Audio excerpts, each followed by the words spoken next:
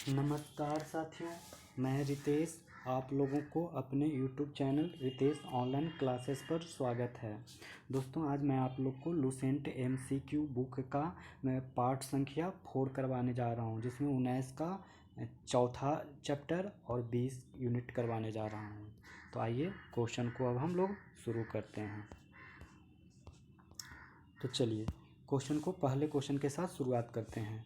पहला क्वेश्चन कह रहा है कि महात्मा गांधी के सत्याग्रह क्रियाविधि सबसे पहले कहाँ प्रयुक्त की? तो ये प्रयुक्त की चंपारण में। कहाँ प्रयुक्त की? तो चंपारण में।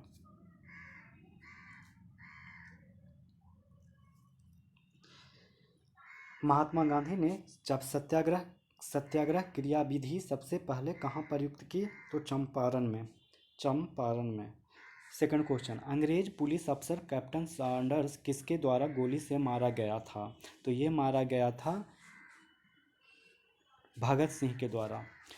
अंग्रेज पुलिस का अफसर कैप्टन सैंडर्स किसके द्वारा गोली से मारा गया था? तो सैंडर्स के द्वारा मारा गया था।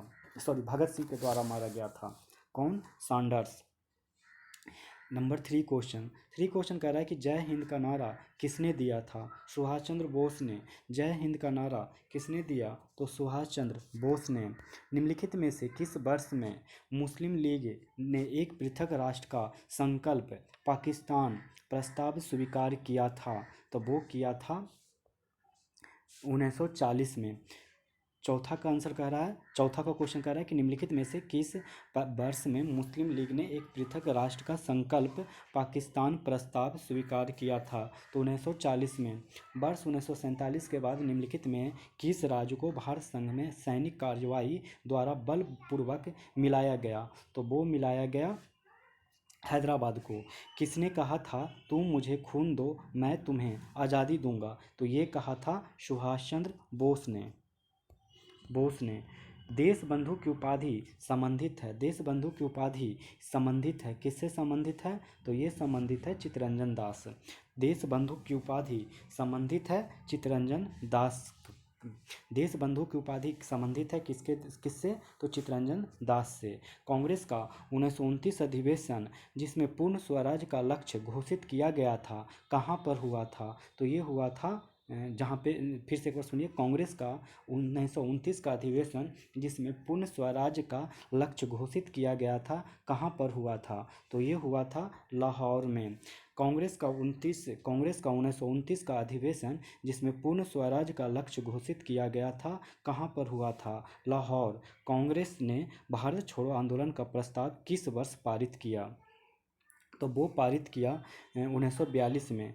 वो पारित किया 1942 में। कांग्रेस ने भारत छोड़ो आंदोलन का प्रस्ताव किस वर्ष पारित किया? तो 1942 में। सुभाष चंद्र बोस ने सिंगापुर में दिल्ली चलो का नारा दिया। सुभाष चंद्र बोस ने सिंगापुर में दिल्ली चलो का नारा कब दिया था? तो 1942 में। 1942 में नहीं, 1943 में दिए थे। सुभाष चंद्र बोस ने सिंगापुर में दिल्ली चलो का नारा दिया था। तो कब दिया था? 1943 में। अब सूची 1 को सूची 2 से मिलान करने कह रहा है, तो मिलान करिए और इसका सही आंसर हो जाएगा बी। देखिए, अब्दुल गफ्फार खां जो थे सीमांत गांधी के नाम से जाने जाते थे, और सुभाष चंद्र बोस नेताजी के नाम से जाने जाते थे। मोहनदास करमचंद गांधी महात्मा गांधी जाने जाते थे, और रविंद्रनाथ टैगोर गुरुदेव के नाम से जाने जाते थे। अब्दुल गफ्फार खां के कौन से गांधी के नाम से जाने जाते थे? तो सीमांत गांधी के नाम से जाने जाते थे। मोहनदास करमचंद गांधी नेताजी, सुभाष चंद्र बोस नेताजी के नाम से, और मोहनदास करमचंद गांधी महात्मा गांधी के नाम से, और रविंद्रनाथ टैगोर गुरुदेव के नाम से जाने जाते थे। असहयोग आंदोलन 1920 से 22 को क्यों निलंबित किया गया था? तो ये निलंबित किया गया था चौरी चौरा में हुई हिंसक घटना के कारण। असहयोग आंदोलन 1920-22 को क्यों निलंबित किया गया? तो चौरी चौरा में हुई हिंसक घटना के कारण। 13 नंबर देखिए, क्वेश्चन क्या कह रहा है कि वर्ष 1919 में जलियांवाला बाग हत्याकांड कहाँ पर हुआ था? तो ये हुआ था अमृतसर में। वर्ष 1919 में जलियांवाला बाग हत्याकांड कहाँ पर हुआ? तो हुआ था अमृतसर में। नमक सत्याग्रह किस ईस्वी में प्रारंभ हुआ था? तो ये कब हुआ था? ये हुआ था 1930 ईस्वी में। नमक सत्याग्रह किस ईस्वी में प्रारंभ हुआ था? 1930 ईस्वी में। निम्नलिखित में से किस कृत्य के कारण भगत सिंह, राजगुरु और सुखदेव को 23 मार्च 1931 को में फांसी दी गई थी? तो वो दी गई थी वर्ष 1928 में लाहौर में सैंडर्स की हत्या के कारण। निम्नलिखित में किस कृत्य के कारण भगत सिंह, राजगुरु और सुखदेव को 23 मार्च 1931 में फांसी की सजा दी गई थी? तो वर्ष 1928 में लाहौर में सैंडर्स की हत्या के कारण।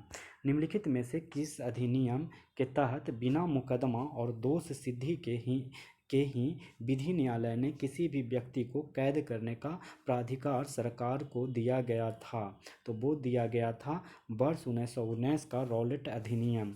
निम्नलिखित में से किस अधिनियम के तहत बिना मुकदमा और दोष सिद्धि के ही विधि न्यायालय ने किसी भी व्यक्ति को कैद करने का प्राधिकार सरकार को दिया था?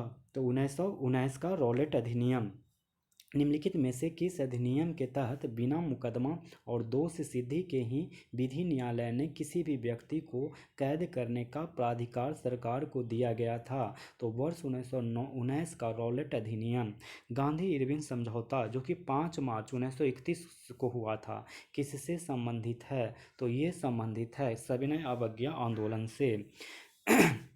गांधी इरविन समझौता जो कि 5 मार्च 1931 को हुआ था, किससे संबंधित है? तो सविनय अवज्ञा आंदोलन से। स्वतंत्र भारत के प्रथम महाराजपाल गवर्नर जनरल कौन थे? तो वो थे लॉर्ड माउंटबेटन। स्वतंत्र भारत के प्रथम महाराजपाल गवर्नर जनरल कौन थे? तो वो थे लॉर्ड माउंटबेटन।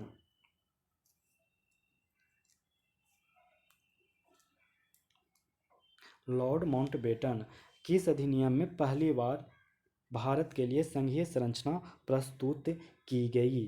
तो वो प्रस्तुत की गई 1935 का अधिनियम। किस अधिनियम में पहली बार भारत के लिए संघीय संरचना प्रस्तुत की गई? 1935 का अधिनियम। काकोरी ट्रेन डकैती कांड के नायक कौन थे? तो वो कौन थे? वो थे राम प्रसाद बिस्मिल।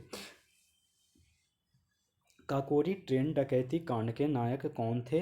तो राम प्रसाद बिस्मिल।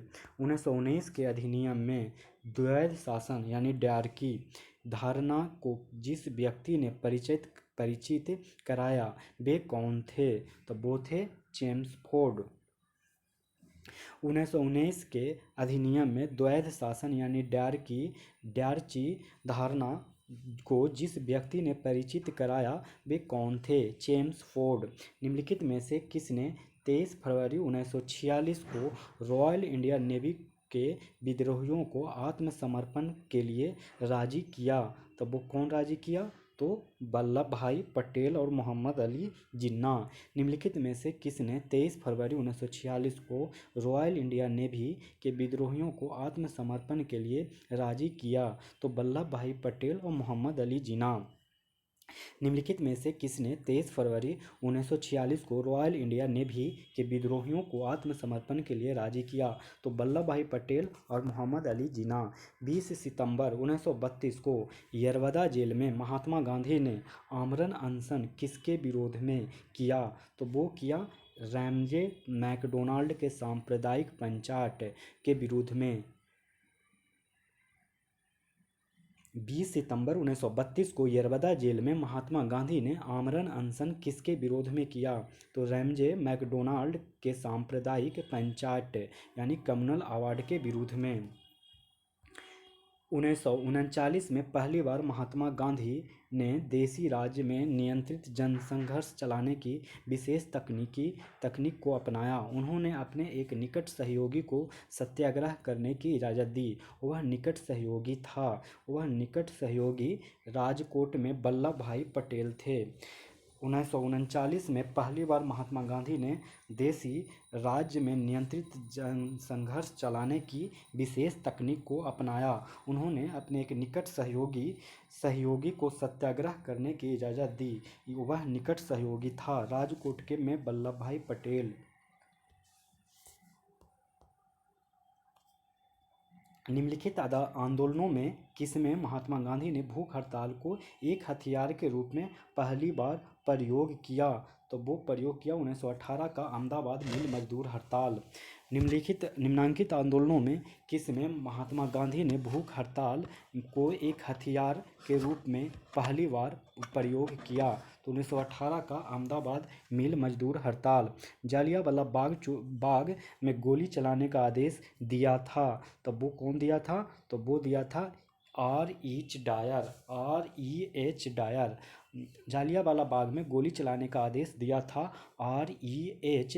डायर। महात्मा गांधी को सर्वप्रथम राष्ट्रपिता किसने कहा? तो ये कहा सुभाष चंद्र बोस ने। महात्मा गांधी को सर्वप्रथम राष्ट्रपिता किसने कहा? तो सुभाष चंद्र बोस ने कहा। क्रिप्स मिशन 1942 के असफल होने का सबसे महत्वपूर्ण कारण कौन सा था? तो वो था क्रिप्स का ग्रहण करने या छोड़ देने वाला दृष्टिकोण। क्रिप्स मिशन 1942 को असफल होने का सबसे महत्वपूर्ण कारण कौन सा था? तो क्रिप्स का ग्रहण करने या छोड़ देने वाला दृष्टिकोण। भारतीय राष्ट्रीय कांग्रेस के सबसे अधिक समय तक अध्यक्ष कौन रहे? तो वो थे अब्दुल कलाम आज़ाद। भारतीय राष्ट्रीय कांग्रेस के सबसे अधिक समय तक अध्यक्ष कौन रहे? तो अब्दुल कलाम आज़ाद। जब 15 अगस्त 1947 को भारत ने अपनी पहली आज़ादी का जश्न मनाया, तब महात्मा गांधी थे। वो कहाँ थे? तो कोलकाता में। जब 15 अगस्त 1947 को भारत ने अपनी पहली आज़ादी का जश्न मनाया, तब महात्मा गांधी थे कोलकाता में। भारत एवं पाकिस्तान का विभाजन किस योजना के तहत हुआ? तो ये वो योजना था माउंटबेटन योजना। भारत एवं पाकिस्तान का विभाजन का किस योजना के तहत हुआ? तो माउंटबेटन योजना। महात्मा गांधी की हत्या कब हुई थी? तो महात्मा गांधी का जो हत्या है वो हुआ था 30 जनवरी 1948 को। महात्मा गांधी की हत्या कब हुई? तो 30 जनवरी 1948 को।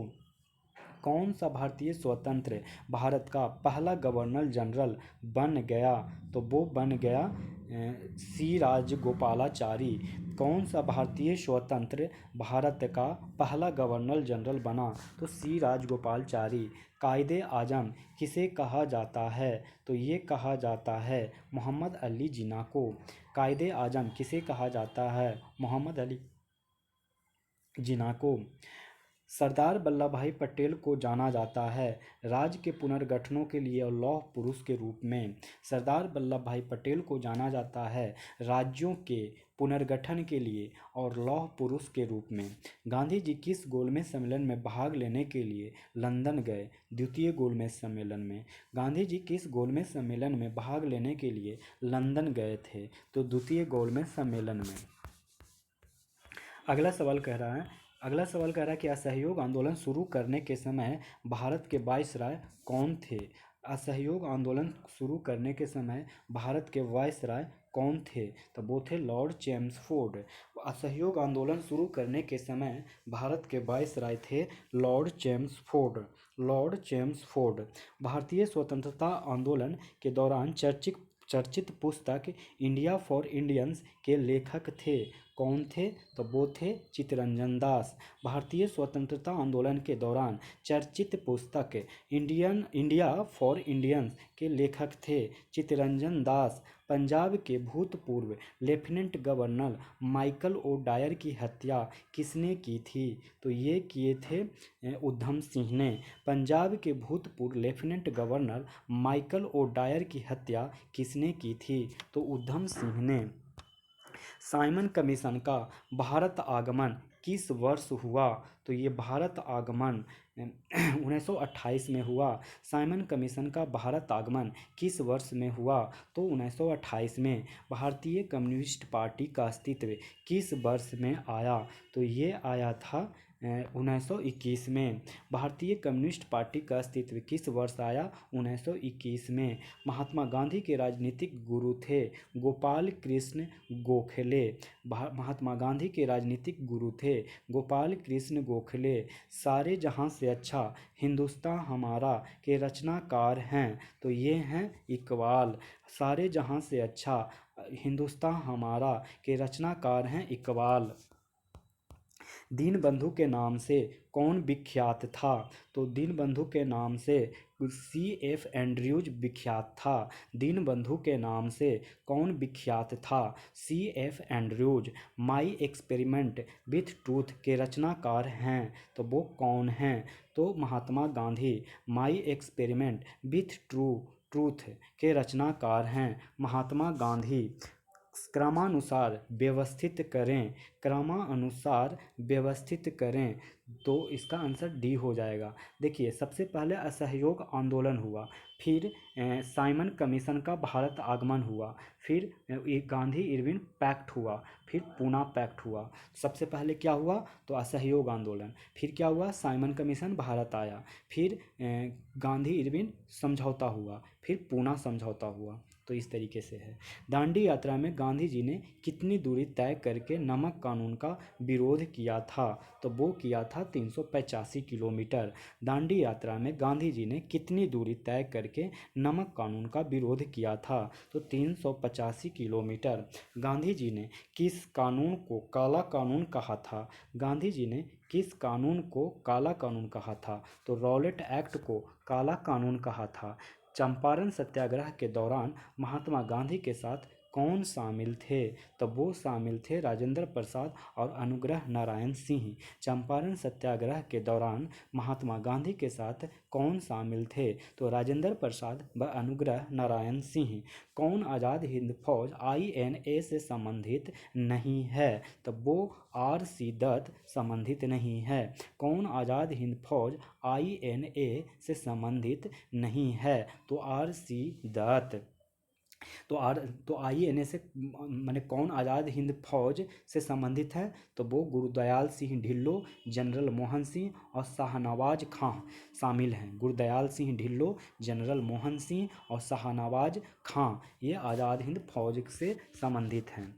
स्वराज पार्टी की स्थापना किस वर्ष की गई थी? तो 1923 में। स्वराज पार्टी की स्थापना किस वर्ष की गई थी? तो 1923 में। कांग्रेस का प्रथम विभाजन 1907 के सूरत अधिवेशन में हुआ था। इसमें दूसरा विभाजन कब हुआ था? तो ये हुआ था मुंबई के 1918 में। कांग्रेस का प्रथम विभाजन 1907 के सूरत अधिवेशन में हुआ था। इसमें दूसरा विभाजन कब हुआ? तो मुंबई 1918 में। किसे लोकप्रिय नाम लाल कुर्ती कमीजों के रूप में जाना जाता है? तो ये जाना जाता है खुदाई खिदमतगारों को। किसे लोकप्रिय नाम लाल कुर्ती कमीजों के रूप में जाना जाता है? तो खुदाई खिदमतगारों को। भारतीय राष्ट्रीय कांग्रेस 1947 में देश के विभाजन पर सहमत हो गई। इसका मुख्य कारण क्या था? तो मुख्य कारण था कांग्रेस बड़े पैमाने पर सांप्रदायिक दंगों को टालना चाहती थी। भारतीय राष्ट्रीय कांग्रेस 1947 में देश के विभाजन पर सहमत हो गई। इसका मुख्य कारण क्या था? तो कांग्रेस बड़े पैमाने पर सांप्रदायिक दंगों को टालना चाहती थी। वर्ष 1919 में पंजाब में हुए क्रूर अत्याचारों के विरोध स्वरूप ब्रिटिश सरकार से प्राप्त सर की उपाधि किसने लौटा दी थी? तो ये लौटा दी थी रविंद्रनाथ टैगोर ने। वर्ष 1919 में पंजाब में हुए क्रूर अत्याचारों के विरोध स्वरूप ब्रिटिश सरकार से प्राप्त सर की उपाधि किसने लौटा दी थी? तो रविंद्रनाथ टैगोर ने। स्वतंत्रता प्राप्ति के समय महात्मा गांधी कहाँ थे? महात्मा गांधी थे। स्वतंत्रता प्राप्ति के समय महात्मा गांधी थे, वो थे कांग्रेस के सदस्य नहीं थे। स्वतंत्रता प्राप्ति के समय महात्मा गांधी कांग्रेस के सदस्य नहीं थे। जालियांवाला बाग के नरसंहार के समय भारत का वायसराय कौन था? तो वो था लॉर्ड चेम्सफोर्ड। जालियांवाला बाग के नरसंहार के समय भारत का वायसराय कौन था? तो लॉर्ड चेम्सफोर्ड। कौन सी पुस्तक जवाहरलाल नेहरू द्वारा लिखी गई थी? तो वो लिखी गई थी डिस्कवरी ऑफ इंडिया। कौन सी पुस्तक जवाहरलाल नेहरू द्वारा लिखी गई है? तो डिस्कवरी ऑफ इंडिया। कौन सी पुस्तक जवाहरलाल नेहरू द्वारा लिखी गई है? तो discovery of India. Nehru report को अंतिम रूप से अगस्त 1928 में आयोजित सर्वदलीय सम्मेलन में स्वीकार किया गया था। इस सम्मेलन की अध्यक्षता किसने की थी? तो इसकी अध्यक्षता डॉक्टर अंसारी ने की थी। नेहरू रिपोर्ट को अंतिम रूप से अगस्त 1928 में आयोजित सर्वदलीय सम्मेलन में स्वीकार किया था। इस सम्मेलन की अध्यक्षता किसने की? तो डॉक्टर अंसारी ने की। 1923 ईस्वी में चित्तरंजन दास एवं मोतीलाल नेहरू ने कहाँ स्वराज पार्टी की स्थापना की थी? तो ये स्थापना इलाहाबाद में की थी। 1923 ईस्वी में चित्तरंजन दास एवं मोतीलाल नेहरू ने कहाँ स्वराज पार्टी की स्थापना की थी? तो इलाहाबाद में। ब्रिटिश सरकार ने पहली बार यह घोषणा की कि उनकी मंशा भारत में धीरे धीरे एक उत्तरदायी सरकार बनाने की है। कौन से अधिनियम के द्वारा या कौन से एक्ट के द्वारा? तो इसका सही जवाब हो जाएगा अगस्त 1917 की घोषणा के बाद ब्रिटिश सरकार ने पहली बार यह घोषणा की कि उनकी मंशा भारत में धीरे धीरे एक उत्तरदायी सरकार बनाने की है। तो अगस्त 1917 की घोषणा द्वारा चौरी चौरा नामक प्रसिद्ध स्थल कहाँ है? तो वो स्थल गोरखपुर में है। चौरी चौरा नामक प्रसिद्ध स्थल कहाँ है? तो गोरखपुर में है। अगला सवाल, किसने कहा मध्यरात्रि के टकोर पर जब संसार सोता है भारत अपने जीवन व स्वतंत्रता के लिए जाग उठेगा? तो वो बोला था जवाहरलाल नेहरू ने। किसने कहा मध्यरात्रि के टकोर पर जब संसार सोता है भारत अपने जीवन व स्वतंत्रता के लिए जाग उठेगा? Who lives of if India dies किसकी उक्ति है? तो ये उक्ति जवाहरलाल नेहरू की है। Who lives if India dies किसकी उक्ति है? तो जवाहरलाल नेहरू की। भारत में जब क्रिप्स मिशन आया उस समय भारत का वायसराय कौन था? तो वो समय था लॉर्ड लिंथगो। भारत में जब क्रिप्स मिशन आया उस समय भारत का वायसराय कौन था? तो लॉर्ड लिंथगो। भारत में जब क्रिप्स मिशन आया तो उस समय भारत का वायसराय कौन था? तो लॉर्ड लिंथगो। गांधी जी भारतीय राष्ट्रीय कांग्रेस के अध्यक्ष कितनी बार बने? तो वो बन गए एक बार। गांधी जी भारतीय राष्ट्रीय कांग्रेस के अध्यक्ष कितनी बार बने? एक बार। इनकलाब जिंदाबाद का नारा किसने दिया? तो ये दिया भगत सिंह ने। इनकलाब जिंदाबाद का नारा किसने दिया? भगत सिंह ने। निम्नलिखित में से कौन भारत छोड़ो आंदोलन में शामिल नहीं था? तो वो शामिल कौन नहीं था? तो भीमराव अंबेडकर भारत छोड़ो आंदोलन में शामिल नहीं था। बाकी महात्मा गांधी, जवाहरलाल नेहरू, सरदार पटेल भारत छोड़ो आंदोलन में शामिल थे। निम्नलिखित में से कौन भारत छोड़ो आंदोलन में शामिल नहीं था? तो भीमराव अंबेडकर।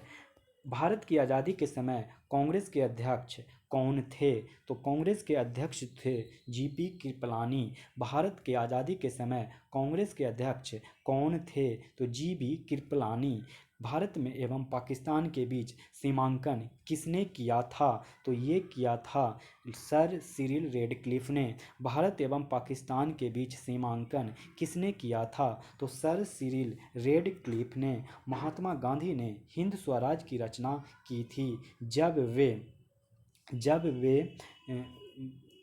जहाज से इंग्लैंड से दक्षिण अफ्रीका यात्रा कर रहे थे। महात्मा गांधी ने हिंद स्वराज की रचना की थी जब वे जहाज से इंग्लैंड से दक्षिण अफ्रीका यात्रा कर रहे थे। इंडियन लिबरल फेडरेशन की स्थापना किसने की थी? तो ये की थी एस.एन. बनर्जी ने। इंडियन लिबरल फेडरेशन की स्थापना किसने की थी? तो एस.एन. बनर्जी ने। इंडियन लिबरल फेडरेशन की स्थापना किसने की थी? तो एस.एन. बनर्जी ने। दक्षिण अफ्रीका में महात्मा गांधी द्वारा प्रकाशित पत्रिका का नाम था, तो वो क्या था? तो इंडियन ओपिनियन। दक्षिण अफ्रीका में महात्मा गांधी द्वारा प्रकाशित पत्रिका का नाम क्या था? तो इंडियन ओपिनियन। दक्षिण अफ्रीका में महात्मा गांधी द्वारा प्रकाशित पत्रिका का नाम था, तो इंडियन ओपिनियन। सविनय अवज्ञा आंदोलन 1930 की प्रकाष्ठा में गांधी जी ने किसके साथ समझौता पर हस्ताक्षर किया था? तो वो किया था लॉर्ड इरविन के साथ। सविनय अवज्ञा आंदोलन 1930 की प्रकाष्ठा में गांधी जी ने किसके साथ समझौता पर हस्ताक्षर किया था? तो लॉर्ड इरविन के साथ। वर्ष 1932 में अखिल भारतीय हरिजन संघ के संस्थापक कौन थे? तो वो थे महात्मा गांधी। वर्ष 1932 में अखिल भारतीय हरिजन संघ के संस्थापक कौन थे? महात्मा गांधी। कहाँ 21 अक्टूबर 1943 को स्वतंत्र भारत की आज़ाद हिंद सरकार की घोषणा की गई थी? तो ये घोषणा सिंगापुर में की गई थी। कहाँ 21 अक्टूबर 1943 को स्वतंत्र भारत के आज़ाद हिंद सरकार की घोषणा की गई थी? तो सिंगापुर में। भारत के स्वतंत्रता संग्राम के संदर्भ में निम्न घटनाओं पर विचार कीजिए। तो विचार करने पे पता चलता है कि ये तीनों ही ऑप्शन सही है, क्योंकि सही इन घटनाओं को सही कालानुक्रम में भी समझाइए। तो सबसे पहले मेरठ का षड्यंत्र केस हुआ, फिर दूसरा में गांधी इरविन समझौता हुआ, फिर बाद में आया मैकडोनल्ड का सांप्रदायिक पंचाट।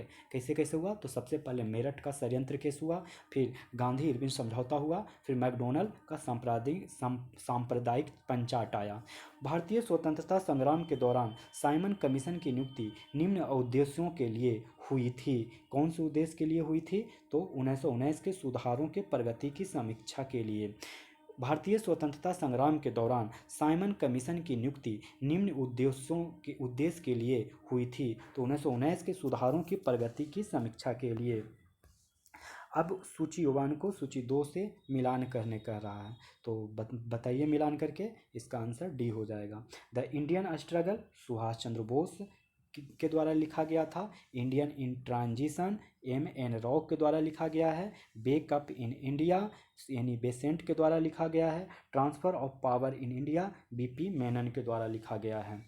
The Indian struggle Subhash Chandra Bose के द्वारा, India in transition M.N. Rock के द्वारा, बेकअप इंडिया एनी बेसेंट के द्वारा, transfer of power in India B.P. Menon के द्वारा। The Indian struggle Subhash Chandra Bose के द्वारा, Indian in transition M.N. Rock के द्वारा, बेकअप इंडिया एनी बेसेंट के द्वारा, transfer of power in India B.P. Menon के द्वारा। भारत छोड़ो आंदोलन के समय इंग्लैंड का प्रधानमंत्री था। इंग्लैंड का प्रधानमंत्री कौन था? तो चर्चिल था। भारत छोड़ो आंदोलन के समय इंग्लैंड का प्रधानमंत्री था चर्चिल। 1947 के भारतीय राष्ट्रीय कांग्रेस के दिल्ली अधिवेशन की अध्यक्षता किसने की? तो ये की थी राजेंद्र प्रसाद ने। 1947 के भारतीय राष्ट्रीय कांग्रेस के दिल्ली अधिवेशन की अध्यक्षता किसने की? तो राजेंद्र प्रसाद ने। भारतीय राष्ट्रीय कांग्रेस का 1938 का अधिवेशन किस शहर में हुआ था? तो ये हुआ है हरिपुरा में। भारतीय राष्ट्रीय कांग्रेस का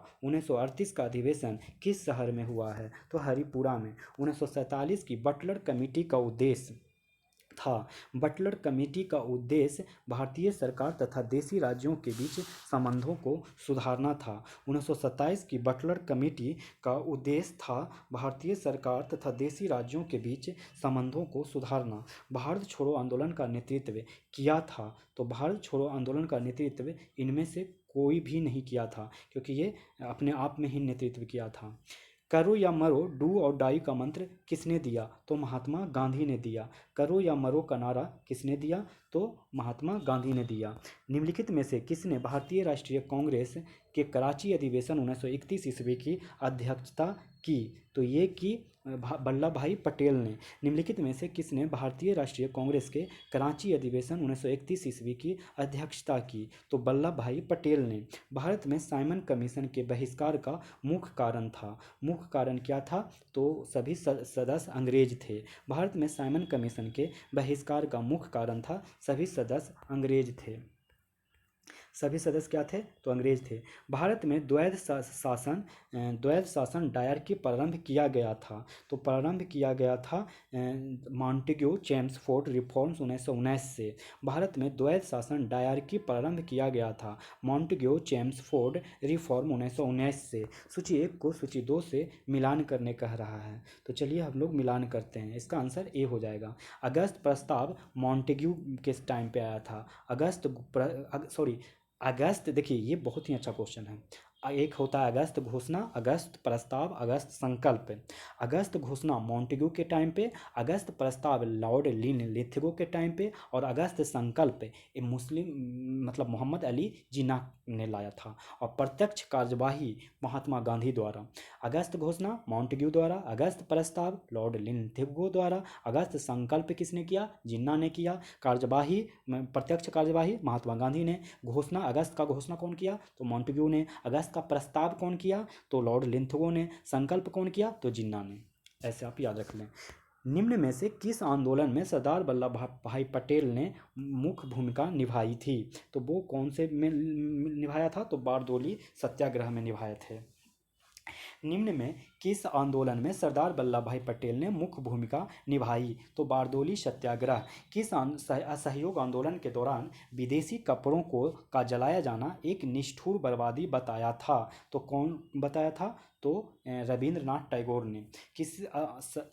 किसने असहयोग आंदोलन के दौरान विदेशी कपड़ों को जलाया जाना एक निष्ठुर बर्बादी बताया था? तो रविंद्रनाथ टैगोर ने। भारत छोड़ो प्रस्ताव का आलेख, ध्यान दीजिए, भारत छोड़ो प्रस्ताव है का आलेख बनाया था। किसने बनाया था? तो महात्मा गांधी ने। भारत छोड़ो प्रस्ताव का आलेख बनाया था महात्मा गांधी ने। भारत के स्वतंत्रता आंदोलन के दौरान गांधी जी द्वारा स्थापित साबरमती आश्रम किस नगर के बाहर स्थित है? तो वो स्थित है अहमदाबाद।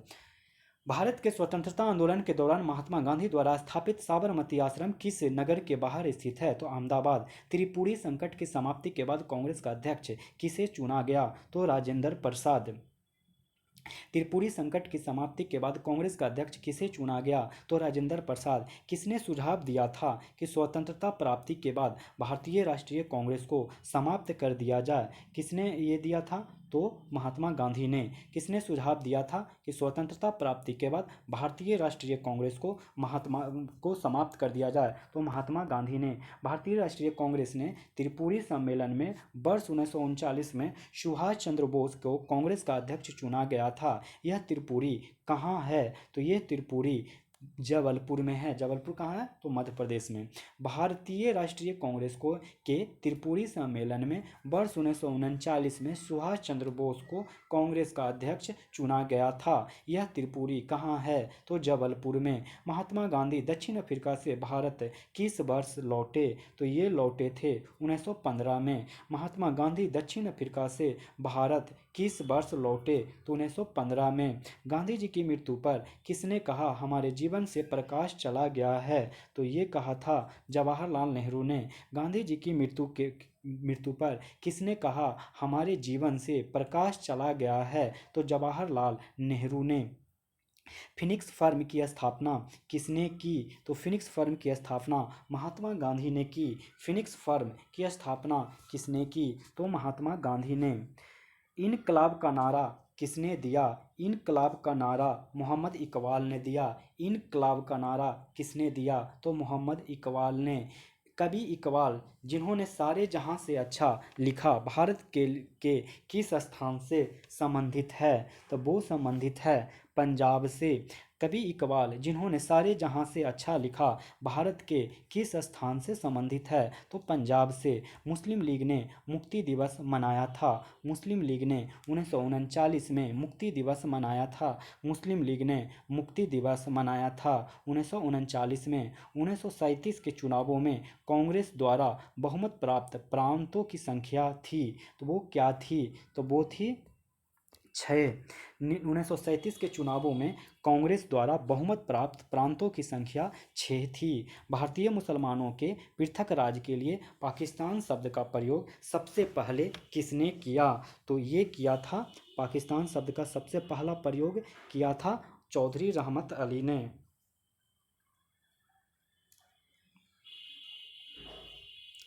भारतीय मुसलमानों के पृथक राज्य के लिए पाकिस्तान शब्द का प्रयोग सबसे पहले किसने किया? तो चौधरी रहमत अली ने। अब देखते हैं 105 का क्वेश्चन।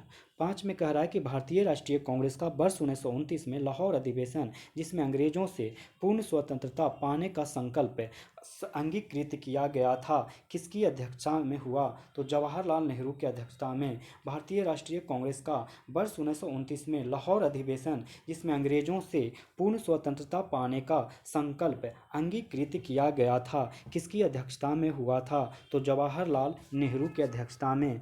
1946 में बनी अंतरिम सरकार में राजेंद्र प्रसाद के पास कौन सा विभाग था? तो ये कौन सा विभाग था?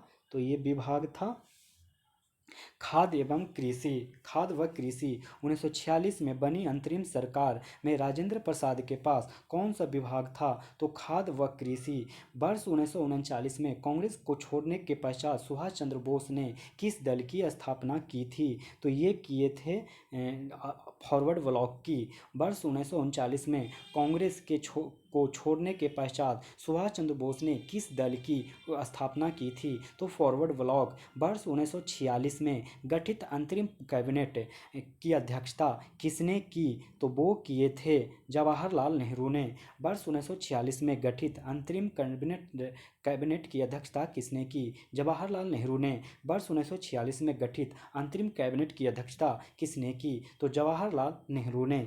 किसने प्रसिद्ध चिटगांव शस्त्रागार धावे को आयोजित किया था? तो ये आयोजित किया था सूर्य सेन ने। किसने प्रसिद्ध चिटगांव शस्त्रागार धावे को आयोजित किया था? तो सूरज सेन। 110 हंटर आयोग की नियुक्ति की गई थी। हंटर आयोग की नियुक्ति जालियांवाला बाग हत्याकांड के बाद की गई थी। हंटर आयोग की नियुक्ति की गई थी जालियांवाला बाग हत्याकांड के बाद। भारत के विभाजन का बाल्कन प्लान उपज था, किसका उपज था? तो वो उपज था लॉर्ड माउंटबेटन के मस्तिष्क का। भारत के विभाजन का बाल्कन प्लान उपज था लॉर्ड माउंटबेटन के मस्तिष्क का। किस भारतीय राष्ट्रवादी नेता ने जर्मनी व ब्रिटेन के बीच युद्ध को ऐसे ईश्वर प्रदत्त अवसर के रूप में देखा जिसमें भारतीयों को उस स्थिति में अपने हित में लाभ उठाने का मौका मिला? तो सुभाष चंद्र बोस ने देखा था। किस भारतीय राष्ट्रवादी नेता ने जर्मनी और ब्रिटेन के बीच युद्ध को ऐसे इस ईश्वर प्रदत्त अवसर के रूप में देखा जिसमें भारतीयों को उस स्थिति का अपने हित में लाभ उठाने का मौका मिला? तो सुभाष चंद्र बोस। 113 नंबर। किसने कहा था मेरी पीठ पर किया जाने वाला प्रहार ब्रिटिश साम्राज्य के ताबूत में एक कील सिद्ध होगा? तो ये तो लाला लाजपत राय ने कहे थे। लाला लाजपत राय ने कहे थे। किसने कहा था मेरी पीठ पर किया जाने वाला प्रहार ब्रिटिश साम्राज्य के ताबूत में एक कील सिद्ध होगा? तो लाला लाजपत राय ने।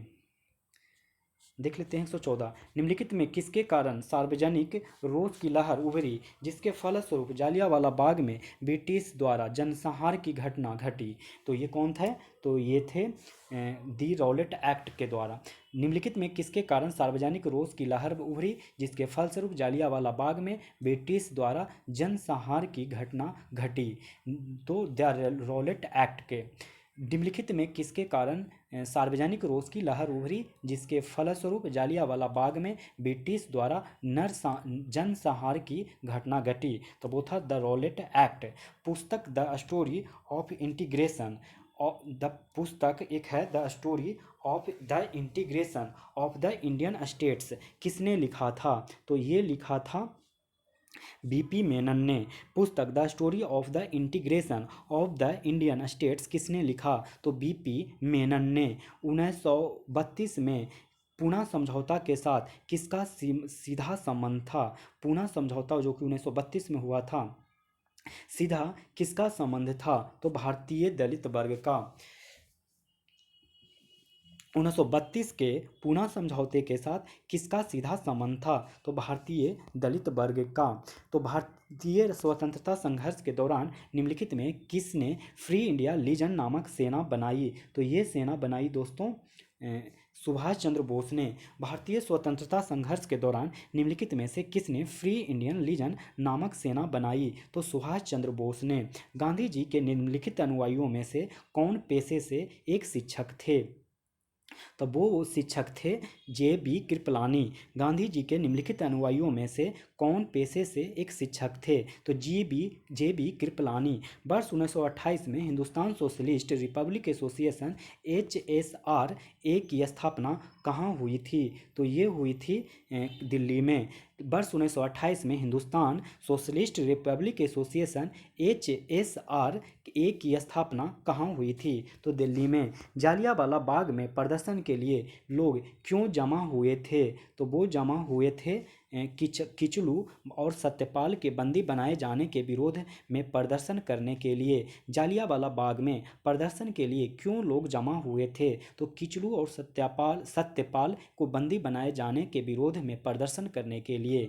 1942 के आंदोलन में डॉक्टर राजेंद्र प्रसाद को किस जेल में कैद करके रखा गया था? तो वो बांकीपुर जेल पटना में। 1942 के आंदोलन में डॉक्टर राजेंद्र प्रसाद को किस जेल में कैद करके रखा गया था? तो बांकीपुर जेल में। जयप्रकाश नारायण किस पार्टी से जुड़े थे? तो कम्युनिस्ट पार्टी से जुड़े थे। जयप्रकाश नारायण किस पार्टी से जुड़े हुए थे? 122 का सोशलिस्ट पार्टी से जुड़े हुए थे। सोशलिस्ट पार्टी से जुड़े हुए थे। जयप्रकाश नारायण किस पार्टी से जुड़े हुए थे? तो सोशलिस्ट पार्टी से जुड़े हुए थे। जयप्रकाश नारायण किस पार्टी से जुड़े हुए थे? तो सोशलिस्ट पार्टी से जुड़े हुए थे। अब देखिए 123 नंबर का मिलान करने का रहा है, जिसका सही आंसर बी होगा। बारदोली गुजरात में, चौरी चौड़ा उत्तर प्रदेश में, यरवदा कहाँ है? तो महाराष्ट्र में, नौखाली पश्चिम बंगाल में। बारदोली कहाँ है? बारदोली कहाँ था? तो गुजरात में। चौरी चौड़ा कहाँ है? तो उत्तर प्रदेश में। यरवदा महाराष्ट्र में। नौखाली उत्तर प्रदेश में। भारत छोड़ो आंदोलन कब प्रारंभ हुआ?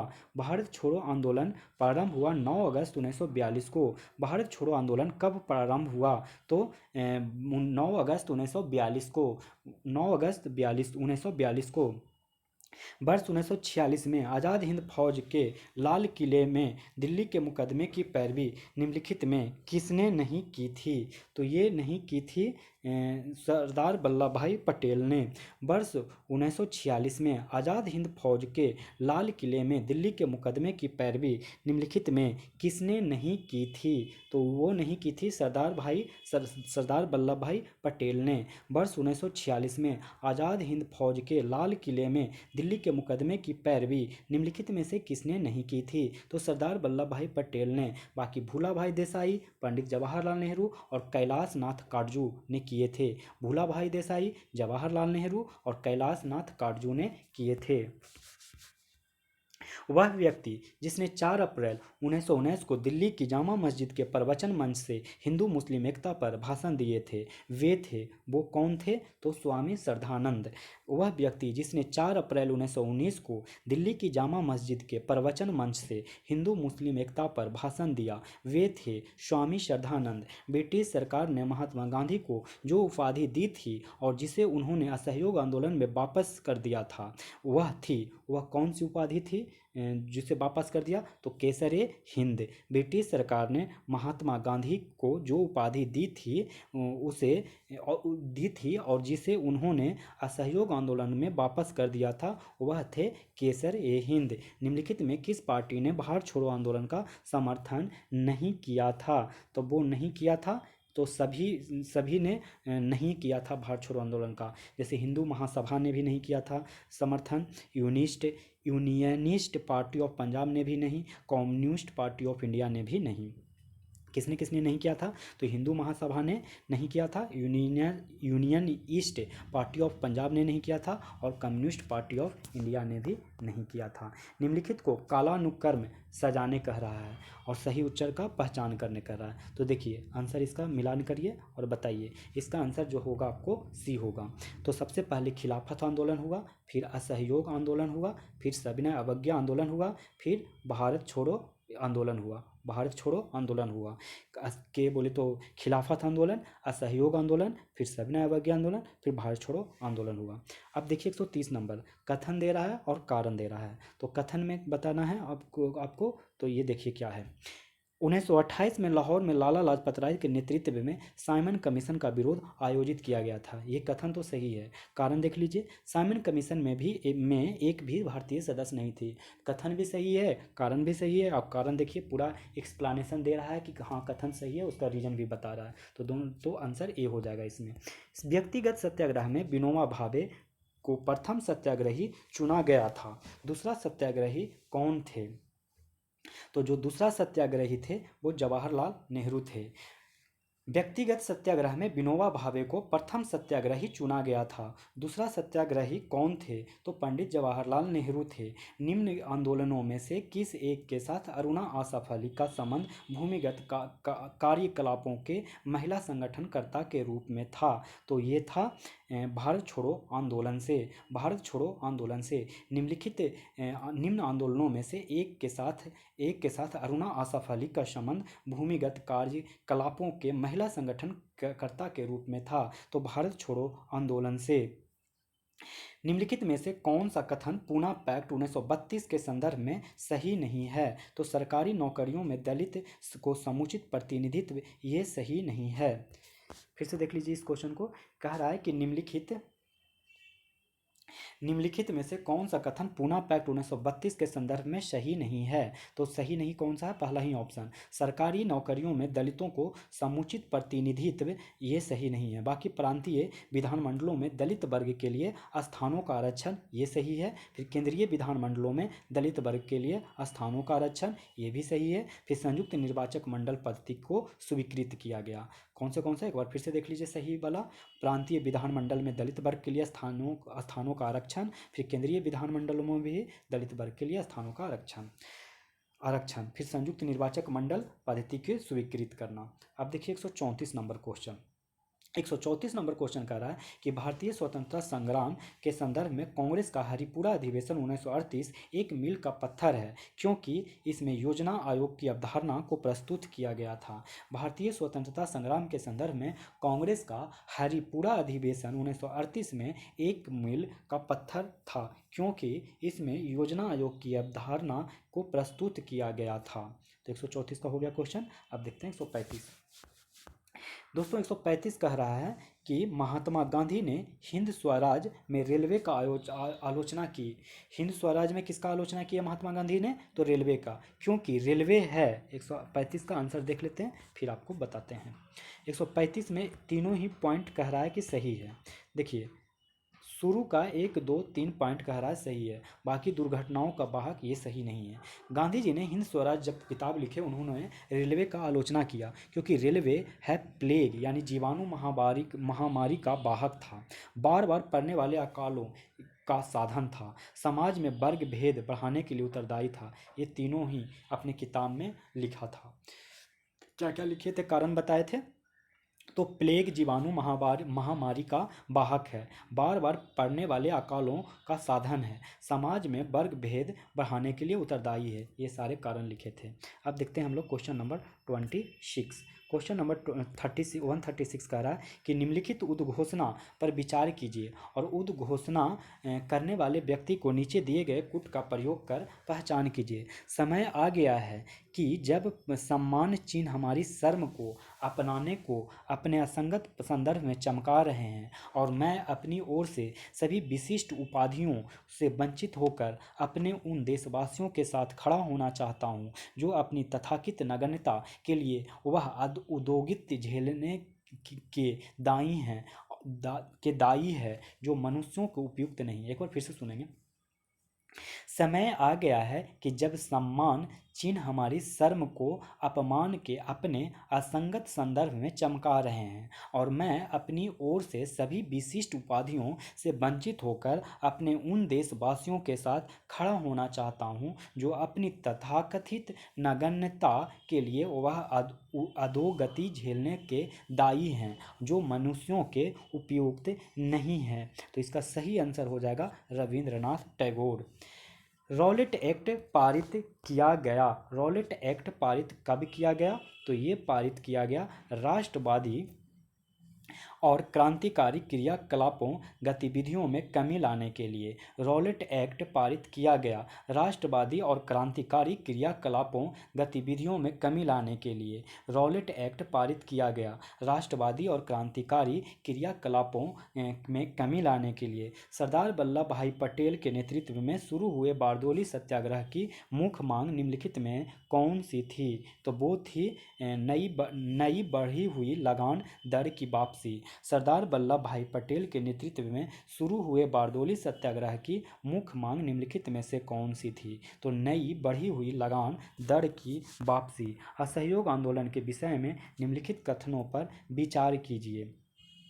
निम्नलिखित कथनों पर विचार करेंगे तो 1 और 2 सही हो जाएगा, क्योंकि सही कथन ही पहचानने कह रहा है। तो देख लीजिए दोनों कथन। यह आंदोलन इससे पहले हुए किसी भी अन्य राजनीतिक आंदोलनों की अपेक्षा काफ़ी प्रबलता का था। कौन वाला? असहयोग आंदोलन। यह आंदोलन हिंदू मुस्लिम एकता को प्रोत्साहित करने में सहायक हुआ। ये कौन सा आंदोलन? असहयोग आंदोलन। असहयोग आंदोलन जो कि अब तक जितने भी पहले हुए आंदोलन थे असहयोग से, उसमें अपेक्षा काफ़ी बड़ा प्रबलता का था। यह आंदोलन हिंदू मुस्लिम एकता को प्रोत्साहित करने में सहायक हुआ।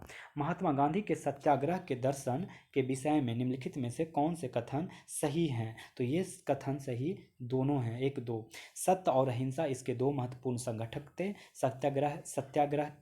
सत्याग्रह के दर्शन के विषय में निम्नलिखित में कौन सा कथन सही है? तो सत्य और अहिंसा इसके 2 महत्वपूर्ण संगठक थे। और दूसरा, सत्याग्रही बुराई का प्रतिरोध करेंगे परंतु बुरा करने वाले से घृणा नहीं करेंगे।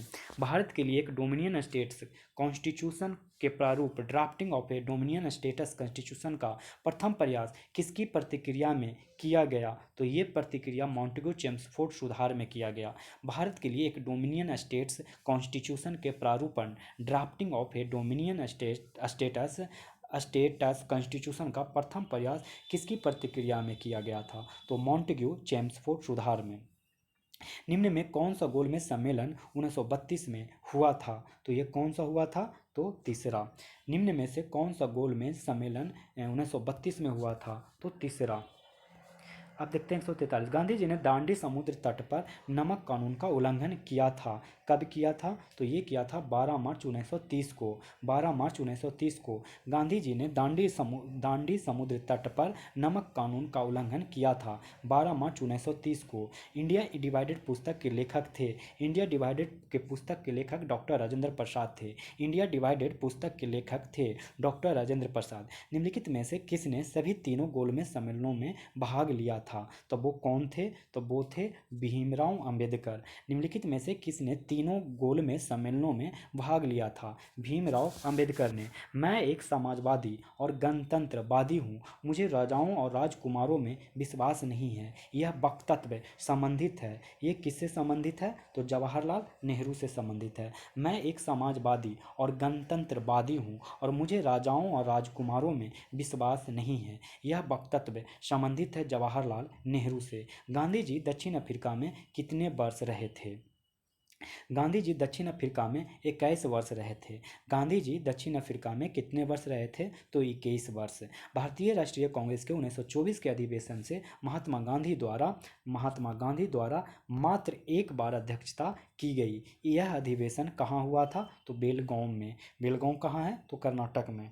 बेलगांव कहाँ है? तो कर्नाटक में। भारतीय राष्ट्रीय कांग्रेस के 1924 के अधिवेशन में से महात्मा गांधी द्वारा मात्र एक बार अध्यक्षता की गई। यह अधिवेशन कहाँ हुआ? तो बेलागाम में। भारत छोड़ो आंदोलन के उपरांत सी राजगोपालाचारी ने दी वे आउट नामक पैम्फलेट जारी किया। निम्नलिखित में से कौन सा एक प्रस्ताव इस पैम्फलेट में था? तो इस पैम्फलेट में था संवैधानिक गतिरोध का हल।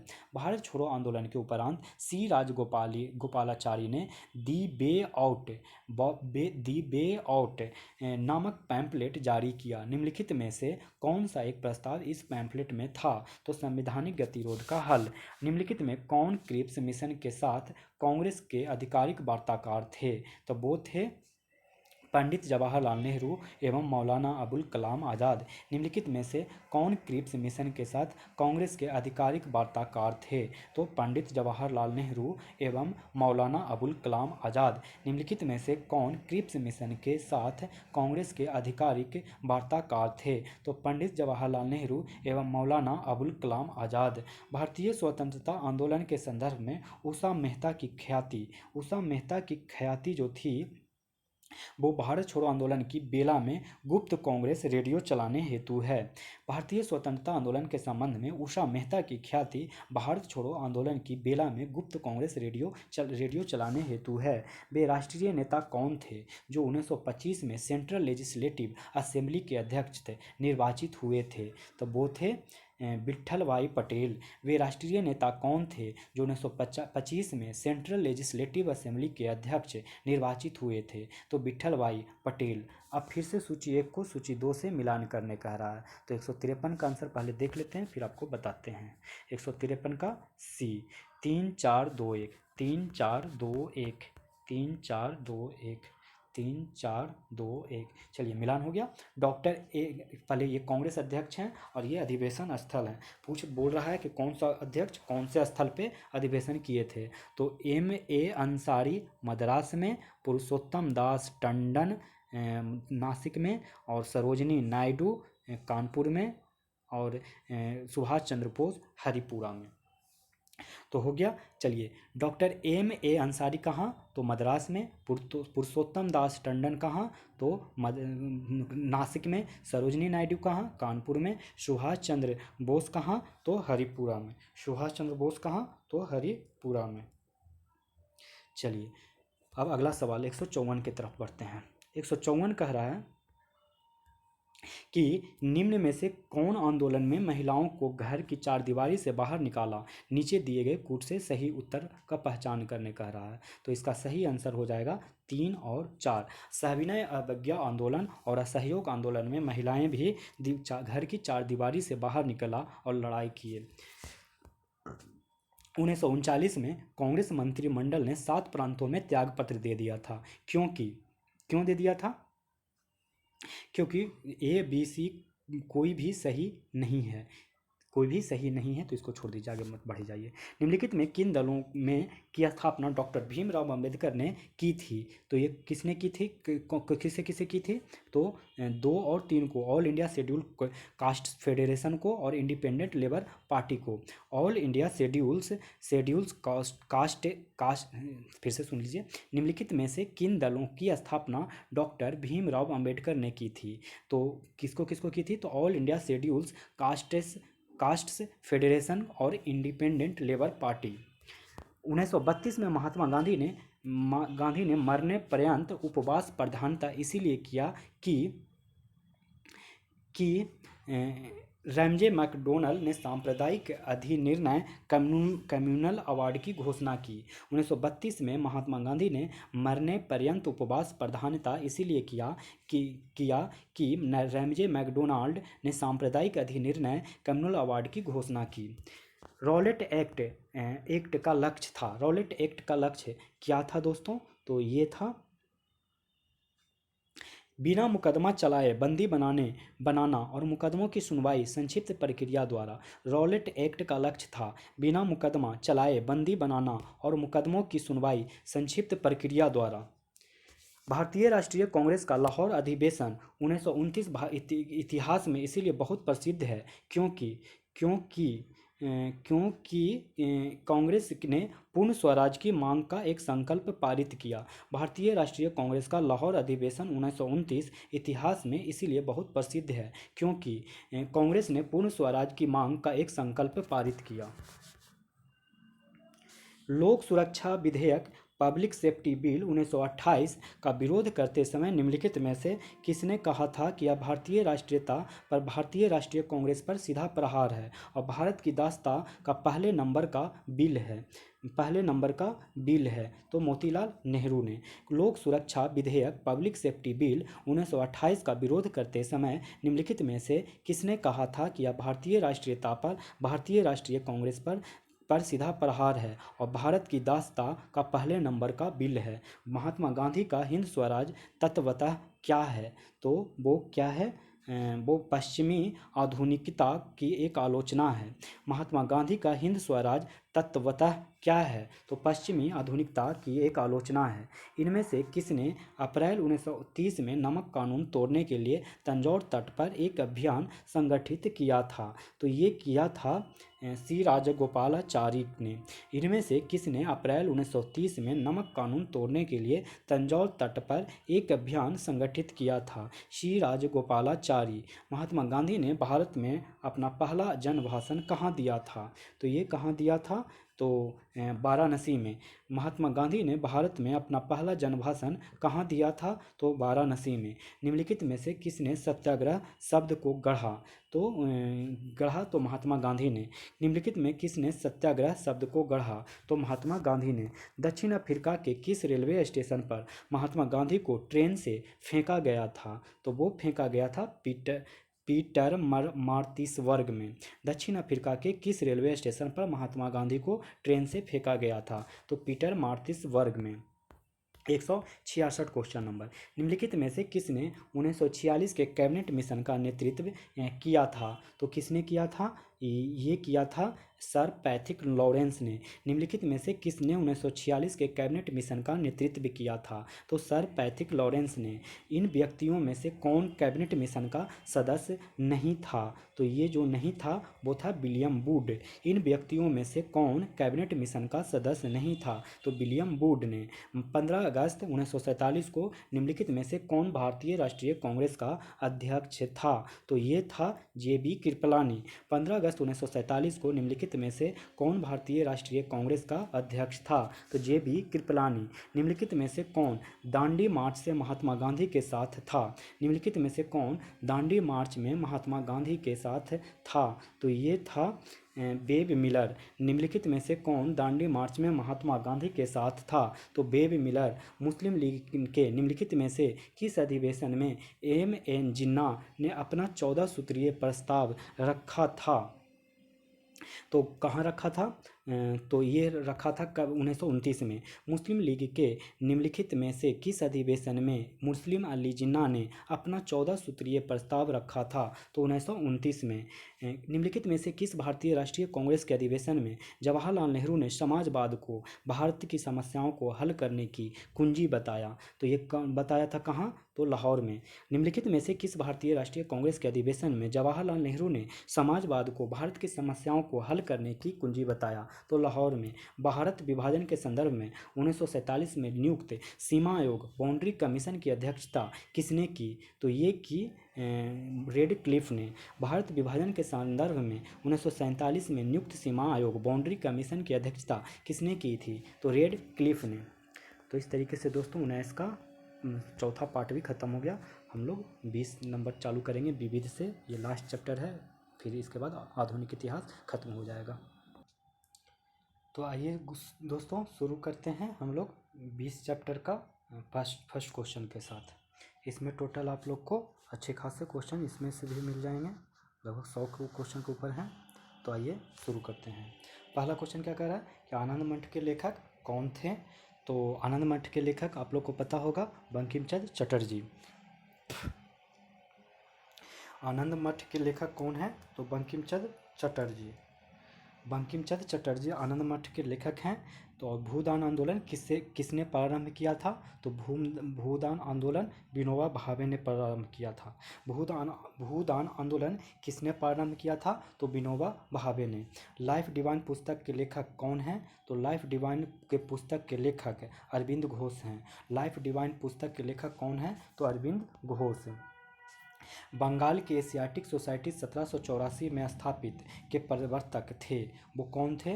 तो वो थे सर विलियम जोन्स। बंगाल की एशियाटिक सोसाइटी 1784 में, एशियाटिक सोसाइटी कब स्थापित हुई थी बंगाल वाला?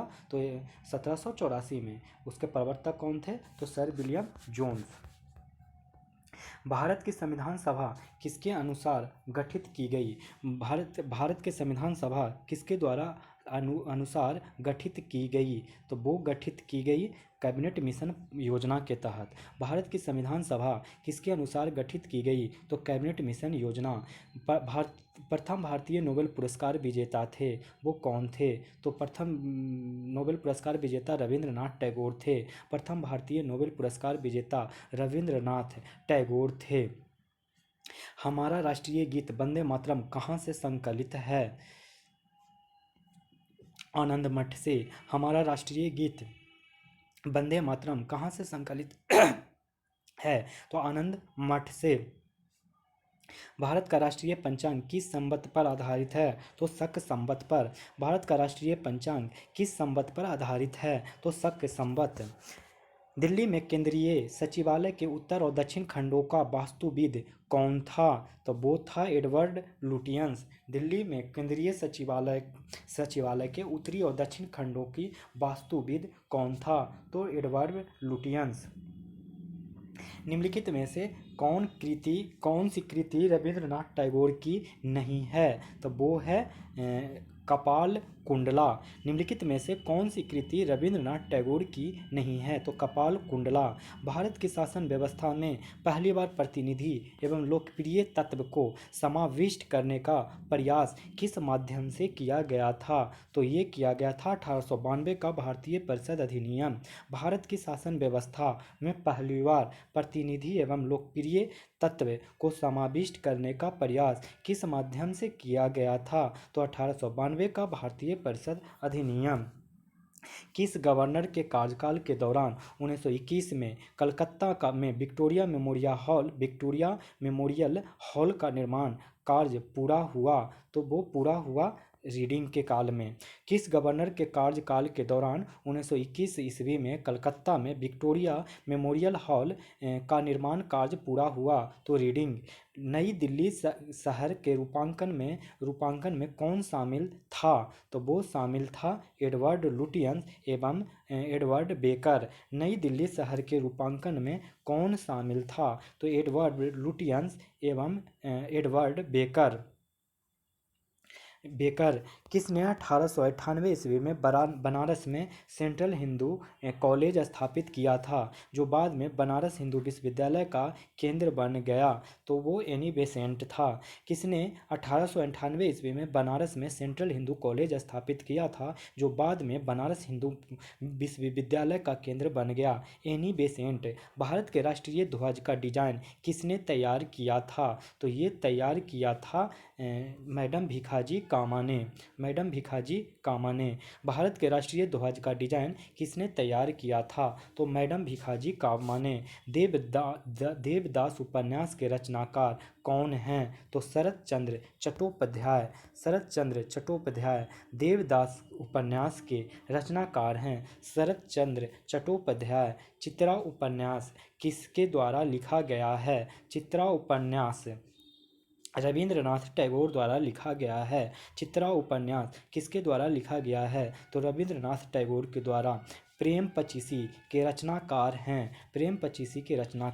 प्रेमचंद हैं। प्रेम पचीसी के रचनाकार प्रेमचंद हैं। क्षुधित पाषाण हंगरी स्टोन के रचयिता कौन हैं? तो वो हैं रविंद्रनाथ टैगोर।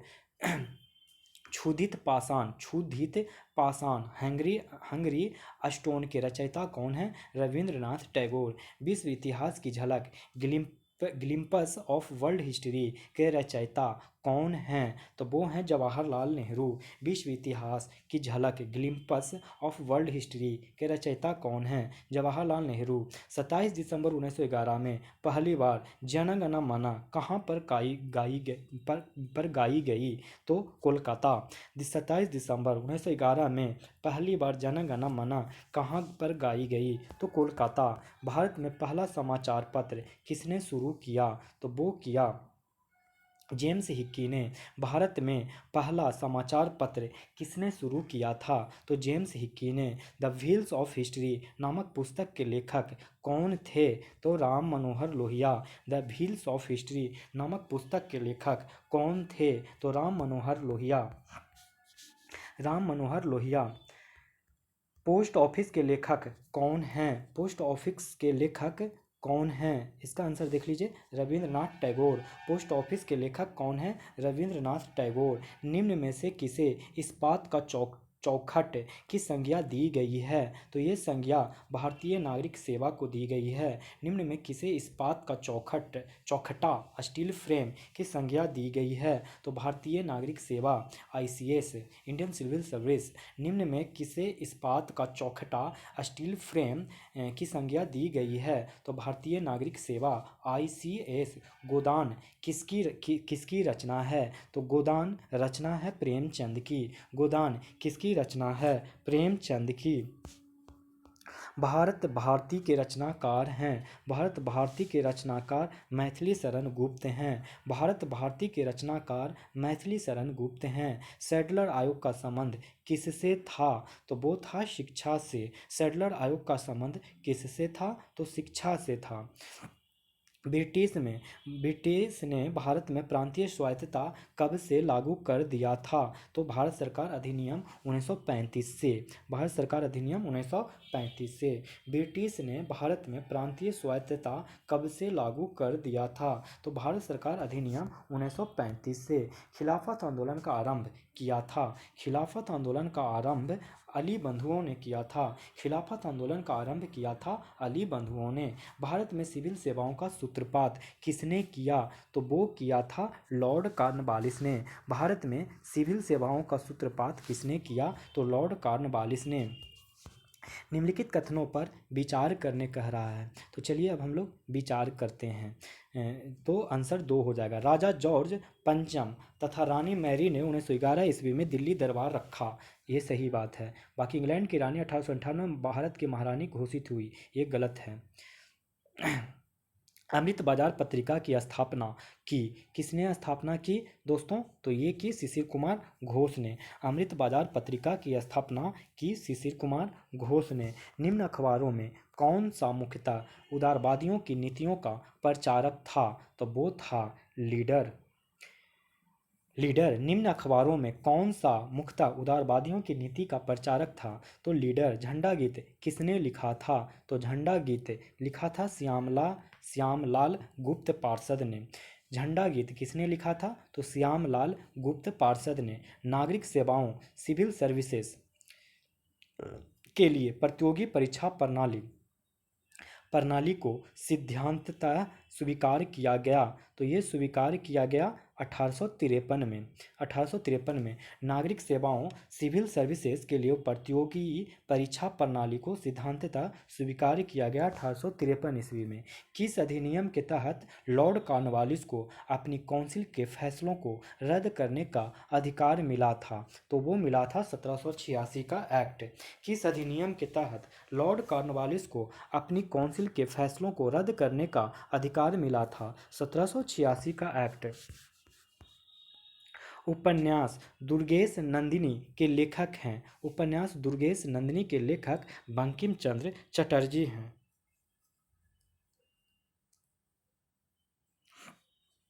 भारतीय राजनीति में 1947 के बाद किस महिला ने सर्वाधिक योगदान दिया था? तो ये दिया था अरुणा आसफ अली ने। भारतीय राजनीति में 1947 के बाद किस महिला ने सर्वाधिक योगदान दिया? तो अरुणा आसफ अली ने। वंदे मातरम गीत लिखा था। वंदे मातरम गीत बंकिम चंद्र चटर्जी ने लिखा था। वंदे मातरम गीत लिखा था बंकिम चंद्र चटर्जी ने। किस वर्ष उड़ीसा बिहार से पृथक हुआ? किस वर्ष उड़ीसा बिहार से पृथक हुआ? तो 1936 में। किस वर्ष उड़ीसा बिहार से पृथक हुआ? तो 1936 में। अब स्तंभ 1 को स्तंभ 2 से मिलान करने कह रहा है, तो चलिए मिलान करते हैं। इसका आंसर 1 हो जाएगा। History of the freedom movement in India, Tarachand. History of the freedom movement in India, Tarachand. फिर history of the freedom movement in Bihar, K Datta. History of the freedom movement in Bihar, K Datta. Precepts of Jesus, Raja Ram Mohan Roy. Our Indian Musalmans, W Hunter. History of the freedom movement in India, Tarachand. History of the freedom movement in India किसने लिखा? तो ताराचंद ने लिखा। History of the freedom movement in Bihar, K Dutta ने लिखा। Precepts of Jesus, Raja Mohan Roy ने लिखा। और our Indian Musalmans, W Hunter ने लिखा। Our Indian Musalmans, W Hunter ने लिखा। अब हम अगला सवाल देखेंगे। 1878 का वर्नाकुलर प्लेस एक्ट किसने रद्द किया? तो ये किसने रद्द किया? तो लॉर्ड रिपन ने। 1878 का वर्नाकुलर प्रेस एक्ट किसने रद्द किया? लॉर्ड रिपन ने। अमेरिका में फ्री हिंदुस्तान अखबार किसने शुरू किया था? तो ये शुरू किया था तारकनाथ दास ने। अमेरिका में फ्री हिंदुस्तान अखबार किसने शुरू किया था? तो तारकनाथ दास ने। इंडियन अनरेस्ट का लेखक कौन था? तो वो था वेलेंटाइन सिरोल। इंडियन अनरेस्ट का लेखक कौन था? वेलेंटाइन सिरोल। स्वदेश वाहिनी के संपादक थे।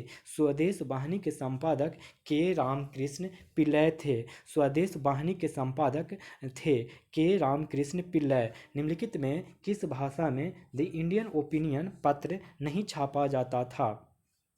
तो तमिल में। निम्नलिखित में किस भाषा में द इंडियन ओपिनियन पत्र नहीं छापा जाता था? तो तमिल में। हंटर कमीशन की रिपोर्ट में किसके विकास पर विशेष जोर दिया गया था? तो ये जोर दिया गया था प्राथमिक शिक्षा।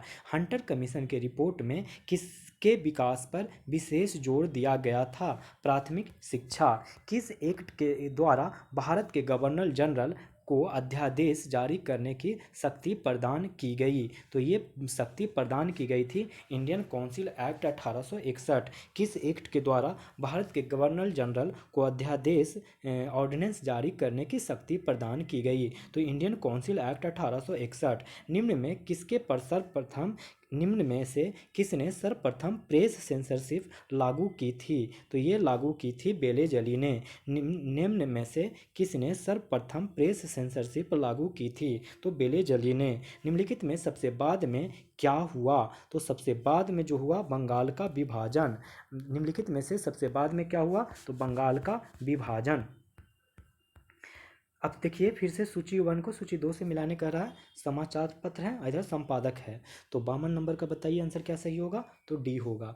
हिंदू को लिखा था जी सुब्रमण्यम अय्यर ने। हिंदू को किसने लिखा था? जी सुब्रमण्यम अय्यर ने। सुधारक। सुधारक को कौन लिखा था? गोपाल कृष्ण गोखले ने। सुधारक को कौन लिखा था? तो गोपाल कृष्ण गोखले ने संपादक किया था। वॉइस ऑफ इंडिया का संपादक कौन थे? तो वो थे दादा भाई नौरोजी। बंगाली के एस.एन. बनर्जी। बंगाली के संपादक SN. Banerjee. Voice of India के दादा भाई नौरोजी। हिंदू के जी सुब्रमण्यम अय्यर। सुधारक के जो गोपाल कृष्ण गोखले। फिर से एक बार देख लीजिए शुरू से। हिंदू के जी सुब्रमण्यम अय्यर। सुधारक के Gopal Krishna Gokhale. Voice of India के दादा भाई नौरोजी। बंगाली के एस.एन. बनर्जी। निम्न में से किसके अंतर्गत भारत में सर्वप्रथम सर्वोच्च न्यायालय की स्थापना हुई? तो वो हुई रेगुलेटिंग एक्ट 1773। निम्न में किसके अंतर्गत भारत में सर्वप्रथम सर्वोच्च न्यायालय की स्थापना हुई? Regulating act 1773। पत्रकार के कर्तव्य का निर्वहन करते हुए जेल जाने वाले प्रथम भारतीय था। तो प्रथम भारतीय था बाल गंगाधर तिलक। पत्रकार के कर्तव्य का निर्वहन करते हुए जेल जाने वाला प्रथम भारतीय था बाल गंगाधर तिलक। मैडम भीखाजी कामा से संबंधित निम्नलिखित कथनों पर विचार कीजिए। तो वो विचार करने के लिए कह रहा है, तो 2 और 3 सही होगा। मैडम कामा दादा भाई नौरोजी की निजी सचिव रही। मैडम कामा के माता पिता पारसी थे। मैडम कामा दादा भाई नौरोजी के निजी सचिव थे और मैडम कामा के माता पिता भी पारसी ही थे। स्वतंत्र भारत का अंतिम गवर्नर जनरल कौन था? तो वो था सी राजगोपालाचारी। स्वतंत्र भारत का अंतिम गवर्नर जनरल कौन था? सी राजगोपालाचारी। गोदान और गबन दोनों एक ही लेखक की रचनाएं हैं। उनका नाम क्या है? तो उनका नाम आप लोग को पता होगा। क्या नाम है? तो मुंशी प्रेमचंद। गोदान और गबन दोनों एक ही लेखक की रचनाएं हैं। उनका नाम क्या है? तो मुंशी प्रेमचंद। बनारस हिंदू विश्वविद्यालय के संस्थापक थे। बीएचयू बनारस हिंदू विश्वविद्यालय के संस्थापक कौन थे? तो वो थे मदन मोहन मालवीय। बनारस हिंदू विश्वविद्यालय बीएचयू के संस्थापक थे Madan Mohan Malviya. Guilty man of India's partition पुस्तक किसने लिखी है? तो वो पुस्तक लिखी है किसने? तो डॉक्टर राम मनोहर लोहिया ने। Guilty man of India's partition पुस्तक किसने लिखी है? तो डॉक्टर राम मनोहर लोहिया ने। इनमें से कौन भारत में मुसलमानों की उच्च शिक्षा के लिए पथ प्रदर्शक बने? तो कौन पथ प्रदर्शक बने? तो सर सैयद अहमद खां। इनमें से कौन भारत में मुसलमानों की उच्च शिक्षा के लिए पथ प्रदर्शक बने? सर सैयद अहमद खां। निम्नलिखित पर विचार करने कह रहा है और सही उत्तर को पहचान करने कह रहा है। और 61 का आंसर बताइए क्या होगा, तो 2, पहला गलत है, दूसरा सही है। गवर्नमेंट ऑफ इंडिया एक्ट 1858 के अंतर्गत ब्रिटिश संसद ने ईस्ट इंडिया कंपनी को पूर्णतः समाप्त कर भारत में सीधा शासन का उत्तरदायित्व ग्रहण किया। गवर्नमेंट ऑफ इंडिया एक्ट 1858 के अंतर्गत ब्रिटिश संसद ने ईस्ट इंडिया कंपनी को पूर्णतः समाप्त कर भारत में सीधा शासन का उत्तरदायित्व ग्रहण किया। 62 नंबर, निम्नलिखित विद्रोहों में से किसको बंकिम चंद्र चटर्जी ने अपने उपन्यास आनंद मठ में उल्लेख कर प्रसिद्ध किया? तो 62 का आंसर बताइए क्या हो जाएगा, तो इसका आंसर सन्यासी विद्रोह हो जाएगा। निम्नलिखित विद्रोहों में से किसको बंकिम चंद्र चटर्जी ने अपने उपन्यास आनंद मठ में उल्लेख कर प्रसिद्ध किया? तो सन्यासी विद्रोह। Lecture from Colombo to Almora निम्नलिखित में से किस एक के अनुभवों पर आधारित है? Lectures from Colombo to Almora निम्नलिखित में से किस एक के अनुभवों पर आधारित है? तो ये आधारित है Swami Vivekananda. Lectures from Colombo to Almora निम्नलिखित में से किस एक के अनुभवों पर आधारित है? स्वामी विवेकानंद। अब सूची 1 को सूची 2 से मिलान करने का रहा है। एक तरफ समाचार पत्र है, दूसरा प्रारंभ करने वाला है, तो इसका आंसर सी हो जाएगा। Bombay Chronicle Firoz Shah Mehta, Bombay Chronicle Firoz Shah Mehta, Commonweal Annie Besant, Commonweal Annie Besant.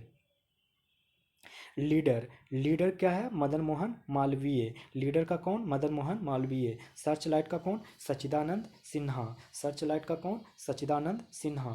Bombay Chronicle के कौन है? फिरोज शाह मेहता। कॉमन बिल के कौन है? Any Besant. लीडर के कौन है? मदन मोहन मालवीय। सर्चलाइट के कौन है? सच्चिदानंद सिन्हा। बॉम्बे क्रॉनिकल के कौन है? फिरोज शाह मेहता। कॉमन बिल के कौन है? Any Besant. लीडर के कौन है? मदन मोहन मालवीय। सर्चलाइट के कौन है? सच्चिदानंद सिन्हा।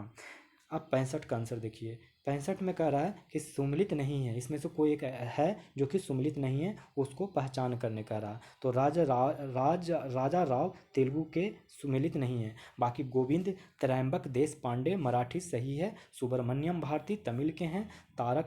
तारा शंकर जोशी गुजराती से हैं। प्रसिद्ध भारतीय लेखक और भाषा है। राजा राव तेलुगु से नहीं सुमेलित है। गोविंद त्रयंबक देश पांडे मराठी से हैं। सुब्रमण्यम भारती तमिल से हैं। तारा शंकर जोशी गुजराती से हैं। निम्नलिखित कथनों पर अब विचार करने कह रहा है और फिर सही कथन का पहचान भी करने कह रहा है। तो 66 नंबर का आंसर बताइए कि क्या है? तो इसका आंसर 2 और 3 हो जाएगा। 2 में कह रहा है कि रेगुलेटिंग एक्ट 1773 द्वारा कलकत्ता भी में उच्चतम न्यायालय सुप्रीम कोर्ट स्थापित किया गया। रेगुलेटिंग एक्ट 1773 के द्वारा ही कलकत्ता में उच्चतम न्यायालय स्थापित किया गया। भारतीय दंड संहिता आईपीसी वर्ष 1860 में लागू हुई। भारतीय दंड संहिता आईपीसी कब लागू हुई? तो 1860 में। गवर्नमेंट ऑफ इंडिया एक्ट 1935 में गवर्नमेंट ऑफ इंडिया एक्ट 1935 में इसमें से तीनों में से कौन सा कथन सही पूछ रहा है कि सही बताना है आप लोग को। तो सही में क्या हो जाएगा? तीनों ही सही है। गवर्नमेंट ऑफ इंडिया एक्ट 1935 में प्रांतीय स्वतंत्रता का उपबंध था। फिर दूसरा, एक संघीय न्यायालय फेडरल कोर्ट की स्थापना का उपबंध था। केंद्र में अखिल भारतीय संघ का भी उपबंध था। प्रांतीय स्वतंत्रता का उपबंध था, एक संघीय न्यायालय फेडरल कोर्ट की स्थापना का उपबंध था और केंद्र में अखिल भारतीय संघ का उपबंध था। निम्नलिखित में से सही सुमिलित नहीं है, माने सब सुमिलित होगा, एक गलत है। उस गलत कथन को पहचानने कह रहा है। तो गलत कथन में है वर्नाकुलर प्रेस एक्ट कर्जन, ये गलत है। क्योंकि सही देखिए कौन सा है? Pitt's India act Warren Hastings के टाइम पे, doctrine of lapse Dalhousie, Ilbert bill Ripon के द्वारा, रिपन के द्वारा, डॉक्ट्रिन ऑफ लैप्स डलहौजी के द्वारा, Pitt's India act Warren Hastings के द्वारा। अब इसमें से फिर सही कथन पूछ रहा है और 1935 के भारत सरकार अधिनियम की कुछ विशेषताएं भी दिया हुआ है, उसमें सही कथन बताने बोल रहा है। तो इसका आंसर 1 और 2 हो जाएगा। गवर्नरी प्रांतों में द्वैध शासन की समाप्ति, एवोल्यूशन ऑफ डायरकी। गवर्नरी प्रांतों में द्वैध शासन की समाप्ति, एवोल्यूशन ऑफ डायरची। फिर दूसरा, गवर्नरों को विधायी क्रियाओं में निषेधाधिकार की शक्ति तथा स्वयं द्वारा विधि बनाना। गवर्नरों को विधायी क्रियाओं में निषेधाधिकार, वीटो की शक्ति तथा स्वयं द्वारा विधि बनाना। निम्नलिखित कथनों में से कौन एक सही है? 70 का आंसर, क्वेश्चन आंसर देखिए, निम्नलिखित में से कौन सा एक सही है? तो वर्ष 1946 में प्रांतीय सभाओं द्वारा भारत की संविधान सभा चुनी गई। निम्नलिखित कथनों में से कौन सा एक सही है? वर्ष 1946 में प्रांतीय सभाओं द्वारा भारत की संविधान सभा चुनी गई। 71 का आंसर, क्वेश्चन 71 का आंसर देखिए। 71 में कह रहा है कि मॉन्टेग्यू चेम्सफोर्ड की रिपोर्ट आधार बनी। किसका आधार बनी? तो ये बन गई भारतीय सरकार अधिनियम 1919 का। मॉन्टेग्यू चेम्सफोर्ड की रिपोर्ट की आधार बनी भारतीय सरकार अधिनियम 1919 का। भारत में ब्रिटिश साम्राज्य के दौरान निम्नलिखित 22 सराहों पर विचार कीजिए और फिर उपयुक्त को पदाविधि सही कालानुक्रम में सजाने बोल रहा है। तो इसका आंसर ए हो जाएगा। सबसे पहले कर्जन, कर्जन के बाद इरविन, इरविन के बाद चेम्सफोर्ड, चेम्सफोर्ड के बाद हार्डिंग, चेम्सफोर्ड के बाद हार्डिंग। भारत में ब्रिटिश साम्राज्य के दौरान निम्नलिखित 22 सराहों पर चर्चा करने कह रहा है और सही कथन का पहचान करने वाला कर रहा है। तो सबसे पहले कर्जन, कर्जन के बाद लॉर्ड इरविन, इरविन के बाद चेम्सफोर्ड, इरविन उतना के बाद होगा शायद, इरविन के बाद कर्जन के बाद चेम्सफोर्ड होना चाहिए और चेम्सफोर्ड के बाद मॉडल नहीं, कर्जन के बाद हार्डिंग। तो होना चाहिए क्या आंसर में, ओरिजिनल में 1 और 3 और फिर इरविन 2 और 4, 1 3 2 4 आंसर है क्या? 1 3 2 4 है तो 1 3 2 4 है तो रुकिए रुकिए 1 सेकंड। आंसर देखिए, सबसे पहले कर्जन, कर्जन के बाद हार्डिंग, हार्डिंग के बाद चेम्सफोर्ड, चेम्सफोर्ड के बाद इरविन, इरविन, फिर तो वही बात हो गया, चेम्सफोर्ड और इरविन। हाँ सही तो है, सही है। Lord Curzon, Chelmsford, Lord Curzon, Hardinge, Chelmsford और इरविन, ये सही क्रम है। फिर 73 का देखते हैं आंसर। 73 का आंसर बता रहा है कि डी होगा। ए गलत है परंतु आर सही है। देख लीजिए, ए कथन 1916 में मौलाना मोहम्मद अली तथा अबुल कलाम आज़ाद ने विधान परिषद से त्यागपत्र दे दिया था। ये गलत कथन है। सही कथन देख लीजिए, विधान परिषद के सभी भारतीय सदस्यों के विरोध के बावजूद सरकार ने रॉलेट एक्ट को पारित कर दिया था। हाँ, रॉलेट एक्ट तो पारित हो ही गया था। 1854 के वुड विज्ञप्ति यानी वुड डिस्पैच में अभिव्यक्त शिक्षा का लक्ष्य था। क्या लक्ष्य था दोस्तों? तो ये लक्ष्य था भारत में पाश्चात्य संस्कृति का विस्तार। 1854 के वुड विज्ञप्ति में अभिव्यक्त शिक्षा का लक्ष्य था भारत में पाश्चात्य संस्कृति का विस्तार। 1942 के क्रिप्स मिशन का एक महत्वपूर्ण पहलू था। 1942 के क्रिप्स मिशन का एक महत्वपूर्ण पहलू क्या था? तो वो था द्वितीय विश्व युद्ध के तुरंत पश्चात भारत संघ की स्थापना करना और उसे डोमिनियन पद प्रदान करना। द्वितीय विश्व युद्ध के तुरंत पश्चात भारत संघ का स्थापना करना और उसे डोमिनियन पद प्रदान करना। 76 नंबर, 1935 के भारत अधिनियम इंडिया एक्ट द्वारा प्रस्तावित फेडरल यूनियन में राजसी प्रांतों को शामिल करने के पीछे अंग्रेजों की असली मंशा थी। तो असली मंशा थी राष्ट्रवादी नेताओं के साम्राज्यवाद विरोधी सिद्धांतों को व्यर्थ करने के लिए राजाओं का इस्तेमाल करना। 1935 के भारत अधिनियम इंडिया एक्ट द्वारा प्रस्तावित फेडरल यूनियन में राजसी प्रांतों को शामिल करने के पीछे अंग्रेजों की असली मंशा क्या थी? तो राष्ट्रवादी नेताओं के साम्राज्यवाद विरोधी सिद्धांतों को व्यर्थ करने के लिए राजाओं का इस्तेमाल करना। ब्रिटिश इंडिया के निम्नलिखित में से किस एक अधिनियम ने सामूहिक कार्य चालन के स्थान पर विभाग या विभागीय पद्धति द्वारा वायसराय की कार्यकारी परिषद पर उनके प्राधिकार को और बल प्रदान किया? तो इसका सही जवाब हो जाएगा Indian council act 1861। British India के निम्नलिखित में से किस एक अधिनियम ने सामूहिक कार्य चालन के स्थान पर विभाग या विभागीय पद्धति द्वारा वायसराय के कार्यकारी परिषद पर उनके प्राधिकार को और बल प्रदान किया? तो इसका आंसर हो जाएगा इंडियन काउंसिल एक्ट 1861। सूची 1 को सूची 2 से मिलान करिए। भारत के उपनिवेशीय सरकार अधिनियम प्रावधान, इसका आंसर क्या हो जाएगा? इसका आंसर पहले पता करके बताते हैं आपको। 2431, 2431, 2431 देख लीजिए, 2431। अब देखिए, चार्टर एक्ट 1813 भारत में कंपनी का व्यापार एकाधिकार समाप्त कर दिया गया। चार्टर एक्ट 1813 भारत में कंपनी का व्यापार एकाधिकार समाप्त कर दिया। रेगुलेटिंग एक्ट 1773 में क्या हुआ कि कंपनी के निदेशकों को कंपनी के प्रबंध से संबंधित सभी पत्राचार व दस्तावेज ब्रिटिश सरकार को प्रस्तुत करने को कहा गया।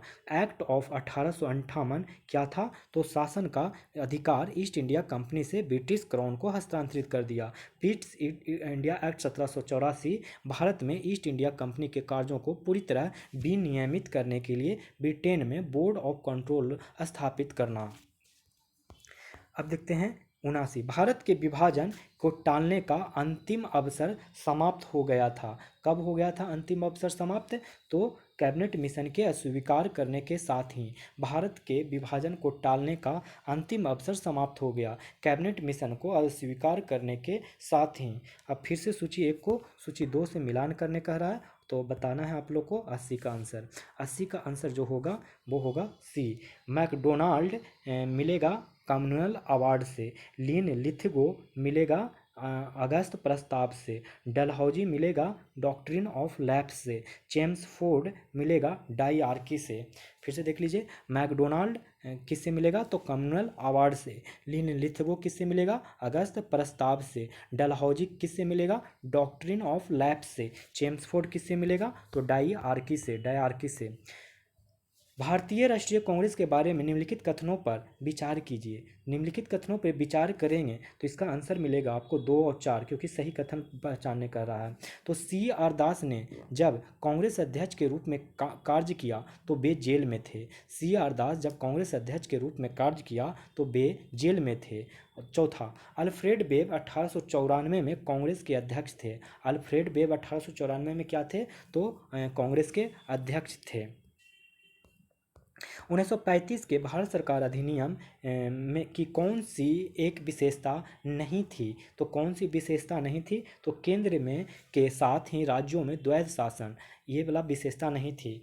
कि 1935 के भारत सरकार अधिनियम की कौन सी एक विशेषता नहीं थी? तो केंद्र के साथ ही राज्यों में द्वैध शासन। बाकी ये तीनों का तीनों ही था। द्विसदनीय विधानमंडल, प्रांतीय स्वायत्तता, एक अखिल भारतीय संघ, द्विसदनीय विधानमंडल, प्रांतीय स्वायत्तता, एक अखिल भारतीय संघ, भारत में ब्रिटेन के सभी संवैधानिक प्रयोगों में सबसे कम समय तक चला। कौन चला? तो ये चला 1909 का इंडियन काउंसिल एक्ट, भारत में ब्रिटेन के सभी संवैधानिक प्रयोगों में सबसे कम समय तक चला। 1909 का इंडियन काउंसिल एक्ट भारत में ब्रिटेन के सभी संवैधानिक प्रयोगों में सबसे कम समय तक चला। 1909 का इंडियन काउंसिल एक्ट, इसका प्रस्ताव मई में आया। इसमें अभी भी भारत के विभाजन मुक्त रखने की आकांक्षा थी, जिसका ब्रिटिश प्रांतों से मिलकर बने एक संघीय राज्य का स्वरूप होना था। उपयुक्त उदाहरण का संबंध है किससे है? तो ये संबंध है कैबिनेट मिशन से। इसका प्रस्ताव मई में आया। इसमें अभी भी भारत को विभाजन मुक्त रखने की आकांक्षा थी, जिसका ब्रिटिश प्रांतों से मिलकर बने एक संघीय राज्य का स्वरूप होना था। उपयुक्त उदाहरण का संबंध है कैबिनेट मिशन से। उस समय जब नेपोलियन की शक्ति के सामने यूरोप में साम्राज्य धाराशाही हो रहे थे, किस एक गवर्नर जनरल ने भारत में ब्रिटिश पताका फहराए रखी? वो कौन था? तो वो थे लॉर्ड हेस्टिंग्स। लॉर्ड हेस्टिंग्स, ये लॉर्ड हेस्टिंग्स था क्या कि विलेजली था? इस पे थोड़ा सा डाउट है, एक बार चेक कर लेंगे। कांग्रेस के निम्नलिखित नेताओं में से कौन एक कैबिनेट मिशन योजना के पक्ष में पूरी तरह से था? तो वो था सरदार पटेल। कांग्रेस के निम्नलिखित नेताओं में से कौन एक कैबिनेट मिशन योजना के पक्ष में पूरी तरह से था? तो सरदार पटेल। अब सूची 1 को सूची 2 से फिर से मिलान करने कह रहा है। इधर पुस्तक है और इधर पुस्तक के लेखक है। तो 87 का answer A. The first Indian war of independence Vinayak Damodar Savarkar. The first Indian war of independence Vinayak Damodar Savarkar. फिर आनंद मठ बंकिम चंद्र चटर्जी। लाइफ डिवाइन ये Shri Aurobindo Ghosh. Sadhana Rabindranath Tagore. The first Indian war of independence Vinayak Damodar Savarkar. Anand Math Bankim Chandra Chatterjee. Life divine Shri Aurobindo. Sadhana Rabindranath Tagore. निम्नलिखित युग्मों में कौन सम्मिलित नहीं है, ये पूछ रहा है कौन सही सुमिलित है। सही सुमिलित है का आंसर हो जाएगा 1 2 3, ये तीनों ही सही है, ये वाला गलत है। तो देख लीजिए सही में Theodore Beck Mohammad Anglo Oriental college. Theodore Beck Mohammad Anglo Oriental college. Ilbert Bill Ripon. Firoz Shah Mehta भारतीय राष्ट्रीय कांग्रेस। फिरोज शाह मेहता भारतीय राष्ट्रीय Congress. Ilbert Bill Ripon. Theodore Beck Mohammedan Anglo Oriental college. अब सही कलानुक्रम कह रहा है कि सही कलानुक्रम बताना है। तो देखिए इसका आंसर क्या हो जाएगा 2 1 4 3। मतलब सबसे पहले मैकाले का मिनट ऑन एजुकेशन आया, फिर वुड मैकाले का मिनट ऑन एजुकेशन आया, फिर वुड का एजुकेशन डिस्पैच आया, और फिर हंटर रिपोर्ट आया, और फिर सार्जेंट एजुकेशन एक्ट आया, सार्जेंट एजुकेशन रिपोर्ट आया। पहले क्या आया मैकाले का मिनट ऑन एजुकेशन, फिर वुड का एजुकेशन डिस्पैच आया, फिर हंटर रिपोर्ट आया, फिर द सार्जेंट एजुकेशन रिपोर्ट आया। निम्नलिखित में से किसने सोम प्रकाश नामक समाचार पत्र शुरू किया, तो वो शुरू किया था ईश्वरचंद्र विद्यासागर ने। निम्नलिखित में से किसने सोम प्रकाश नामक समाचार पत्र शुरू किया, तो ईश्वरचंद्र विद्यासागर। भारत के स्वदेशी आंदोलन के दौरान लिखा गया गीत अमार सोनार बांग्ला ने बांग्लादेश को उसके स्वतंत्रता संग्राम में प्रोत्साहित किया, और उसे बांग्लादेश ने राष्ट्रगान के रूप में अपनाया। यह गीत किसने लिखा था, तो यह गीत रविंद्रनाथ टैगोर ने लिखा था। भारत के स्वदेशी आंदोलन के दौरान लिखा गया गीत अमार सोनार बांग्ला ने बांग्लादेश को उसके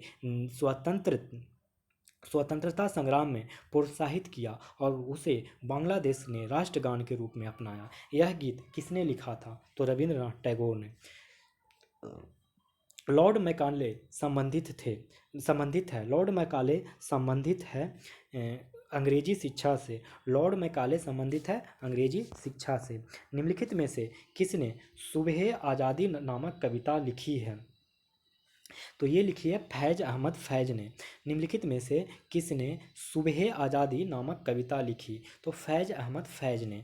निम्नलिखित में से कौन सा एक जर्नल अबुल कलाम आज़ाद द्वारा प्रकाशित है, तो ये प्रकाशित है अल हिलाल। निम्नलिखित में से कौन सा एक जर्नल अबुल कलाम आज़ाद द्वारा प्रकाशित है, तो अल हिलाल। फिर से अब सूची 1 को सूची 2 से मिलान करने का रहा है। इधर लेखक है, इधर कृति है, तो देख लेते हैं 95 का आंसर। 95 का आंसर सी कह रहा है। बंकिम चंद्र चटर्जी देवी चौधरायन। बंकिम चंद्र चटर्जी देवी चौधरायन। दीनबंधु मित्र नीलदर्पण। दीनबंधु मित्र नीलदर्पण। और प्रेमचंद शतरंज के खिलाड़ी। प्रेमचंद शतरंज के खिलाड़ी बंकिम चंद्र चटर्जी देवी चौधरायन दीनबंधु मित्र नीलदर्पण और प्रेमचंद शतरंज के खिलाड़ी। गोल्डन थ्रेशोल्ड नामक कविता संग्रह के रचयिता निम्नलिखित में से कौन है, तो वो है सी सरोजिनी नायडू। गोल्डन थ्रेशोल्ड नामक कविता संग्रह की रचयिता निम्नलिखित में से कौन है, सरोजिनी नायडू। निम्नलिखित में से कौन सा एक इतिहास के विषय में कार्ल मार्क्स के दृष्टिकोण का संक्षिप्त वर्णन करता है, तो वो इतिहास शोषक और शोषित वर्गों के बीच संघर्ष का सिलसिला है। निम्नलिखित में से कौन सा एक इतिहास के विषय में कार्ल मार्क्स के दृष्टिकोण का संक्षिप्त वर्णन करता है, इतिहास शोषक और शोषित वर्गों के बीच संघर्ष का सिलसिला है। भारत में प्रथम 3 विश्वविद्यालय कलकत्ता मद्रास बम्बई की स्थापना किस वर्ष में हुई, तो ये हुई थी 1857। भारत में प्रथम 3 विश्वविद्यालय कलकत्ता मद्रास बम्बई की स्थापना किस वर्ष में हुई, तो 1857। 99 का क्वेश्चन देख लीजिए, आंसर इसका 3 हो गया, सी हो जाएगा। भारत मित्र हिंदी से, राष्ट्र मत मराठी से, प्रजामित्र गुजराती से और प्रजामित्र गुजराती से, नायक बांग्ला से। भारत मित्र हिंदी से, राष्ट्रमत मराठी से, प्रजामित्र बांग्ला से, सॉरी, एक बार फिर से देख लीजिए। भारत मित्र हिंदी से, राष्ट्रमत मराठी से, प्रजामित्र गुजराती से, नायक बांग्ला से। नायक किससे? बांग्ला से। चलिए 100 नंबर। महात्मा गांधी ने कहा था कि उनकी कुछ सबसे गहन धारणाएं अनटू दिस लास्ट नामक पुस्तक में प्रतिबिंबित होती है और इस पुस्तक ने उनके जीवन को बदल डाला। इस पुस्तक का वह संदेश क्या था जिसने महात्मा गांधी को बदल डाला? तो वह था व्यक्ति के जीवन सबके कल्याण में निहित है। महात्मा गांधी ने कहा था उनकी कुछ सबसे गहन धारणाएं अनटू दिस लास्ट नामक पुस्तक में प्रतिबिंबित होती है और इस पुस्तक ने उनके जीवन को बदल डाला। इस पुस्तक का वह संदेश क्या था जिसने महात्मा गांधी को बदल डाला? व्यक्ति का जीवन सबके कल्याण में निहित है। निम्नलिखित में से किस गवर्नर जनरल ने भारत के परसंविदाबद्ध सिविल सेवा covenanted civil service of India का सृजन किया जो कालांतर में भारतीय सिविल सेवा इंडियन सिविल सर्विस के नाम से जानी गई? तो इसका आंसर क्या हो जाएगा? Lord Cornwallis. निम्नलिखित में से किस गवर्नर जनरल ने भारत को परसंविदाबद्ध सिविल सेवा का सृजन किया जो कालांतर में भारतीय सिविल सेवा ICS के नाम से जानी जाती है? Lord Cornwallis. किस अधिनियम ने भारतवासियों को अपने देश के प्रशासन में कुछ हिस्सा लेना संभव बनाया? तो इंडियन काउंसिल एक्ट 1861। किस अधिनियम ने भारतवासियों को अपने देश के प्रशासन में कुछ हिस्सा लेना संभव बनाया? इंडियन काउंसिल एक्ट 1861 में। किस अधिनियम ने भारतवासियों को अपने देश के प्रशासन में कुछ हिस्सा लेना संभव बनाया? तो इंडियन काउंसिल एक्ट 1861। जब भारत को स्वतंत्रता प्राप्त हुई थी यूनाइटेड किंगडम में निम्न में से किस पार्टी की सत्ता थी? तो ये सत्ता थी लेबर पार्टी की। जब भारत को स्वतंत्रता प्राप्त हुई थी तो यूनाइटेड किंगडम में निम्न में से किसकी पार्टी की सत्ता थी? Labour party. किस वर्ष राष्ट्रीय गीत वंदे मातरम पहली बार गाया गया था? तो ये गाया गया था 1896 में। किस वर्ष राष्ट्रीय गीत वंदे मातरम पहली बार गाया गया था? तो 1896 में। निम्नलिखित अंग्रेज शासकों में से समाचार पत्रों पर से प्रतिबंध हटाने का श्रेय किसे है? तो ये है चार्ल्स मेटकॉफ। निम्नलिखित अंग्रेज शासकों में से समाचार पत्रों पर से प्रतिबंध हटाने का श्रेय किसे है?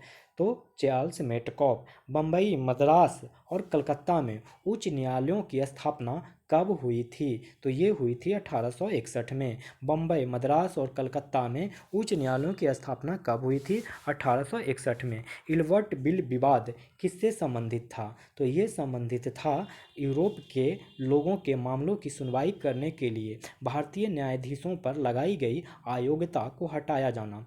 इल्बर्ट बिल विवाद किससे संबंधित था? तो यूरोप के लोगों के मामलों की सुनवाई करने के लिए भारतीय न्यायाधीशों पर लगाई गई अयोग्यताओं को हटाया जाना। द मैन डिवाइडेड इंडिया पुस्तक के लेखक कौन थे? तब वो थे Rafiq Zakaria. The man who divided India पुस्तक के लेखक थे रफीक जकारिया। तो इस तरीके से दोस्तों मॉडर्न हिस्ट्री का सारा ख़त्म हो गया। अब कल से आप लोग को एंशियंट और मेडाइवल का मिल जाएंगे, फिर मैं लूसेंट का साइंस भी कवर करा दूंगा। उसके बाद हम लोग प्रैक्टिस सेट पे आएंगे, दृष्टि और परफेक्शन IAS का। तो आप लोग को अगर ये वीडियो पसंद आ रहा हो तो लाइक करें और अगर चैनल पे नए हो तो सब्सक्राइब भी करें और दोस्तों को शेयर भी करें। तो अब आप लोग से मैं विदा लेता हूँ और आप लोग अपना चरित्र इस प्रकार बनाएं कि महिलाएं आपके साथ होने से सुरक्षित महसूस करें। धन्यवाद।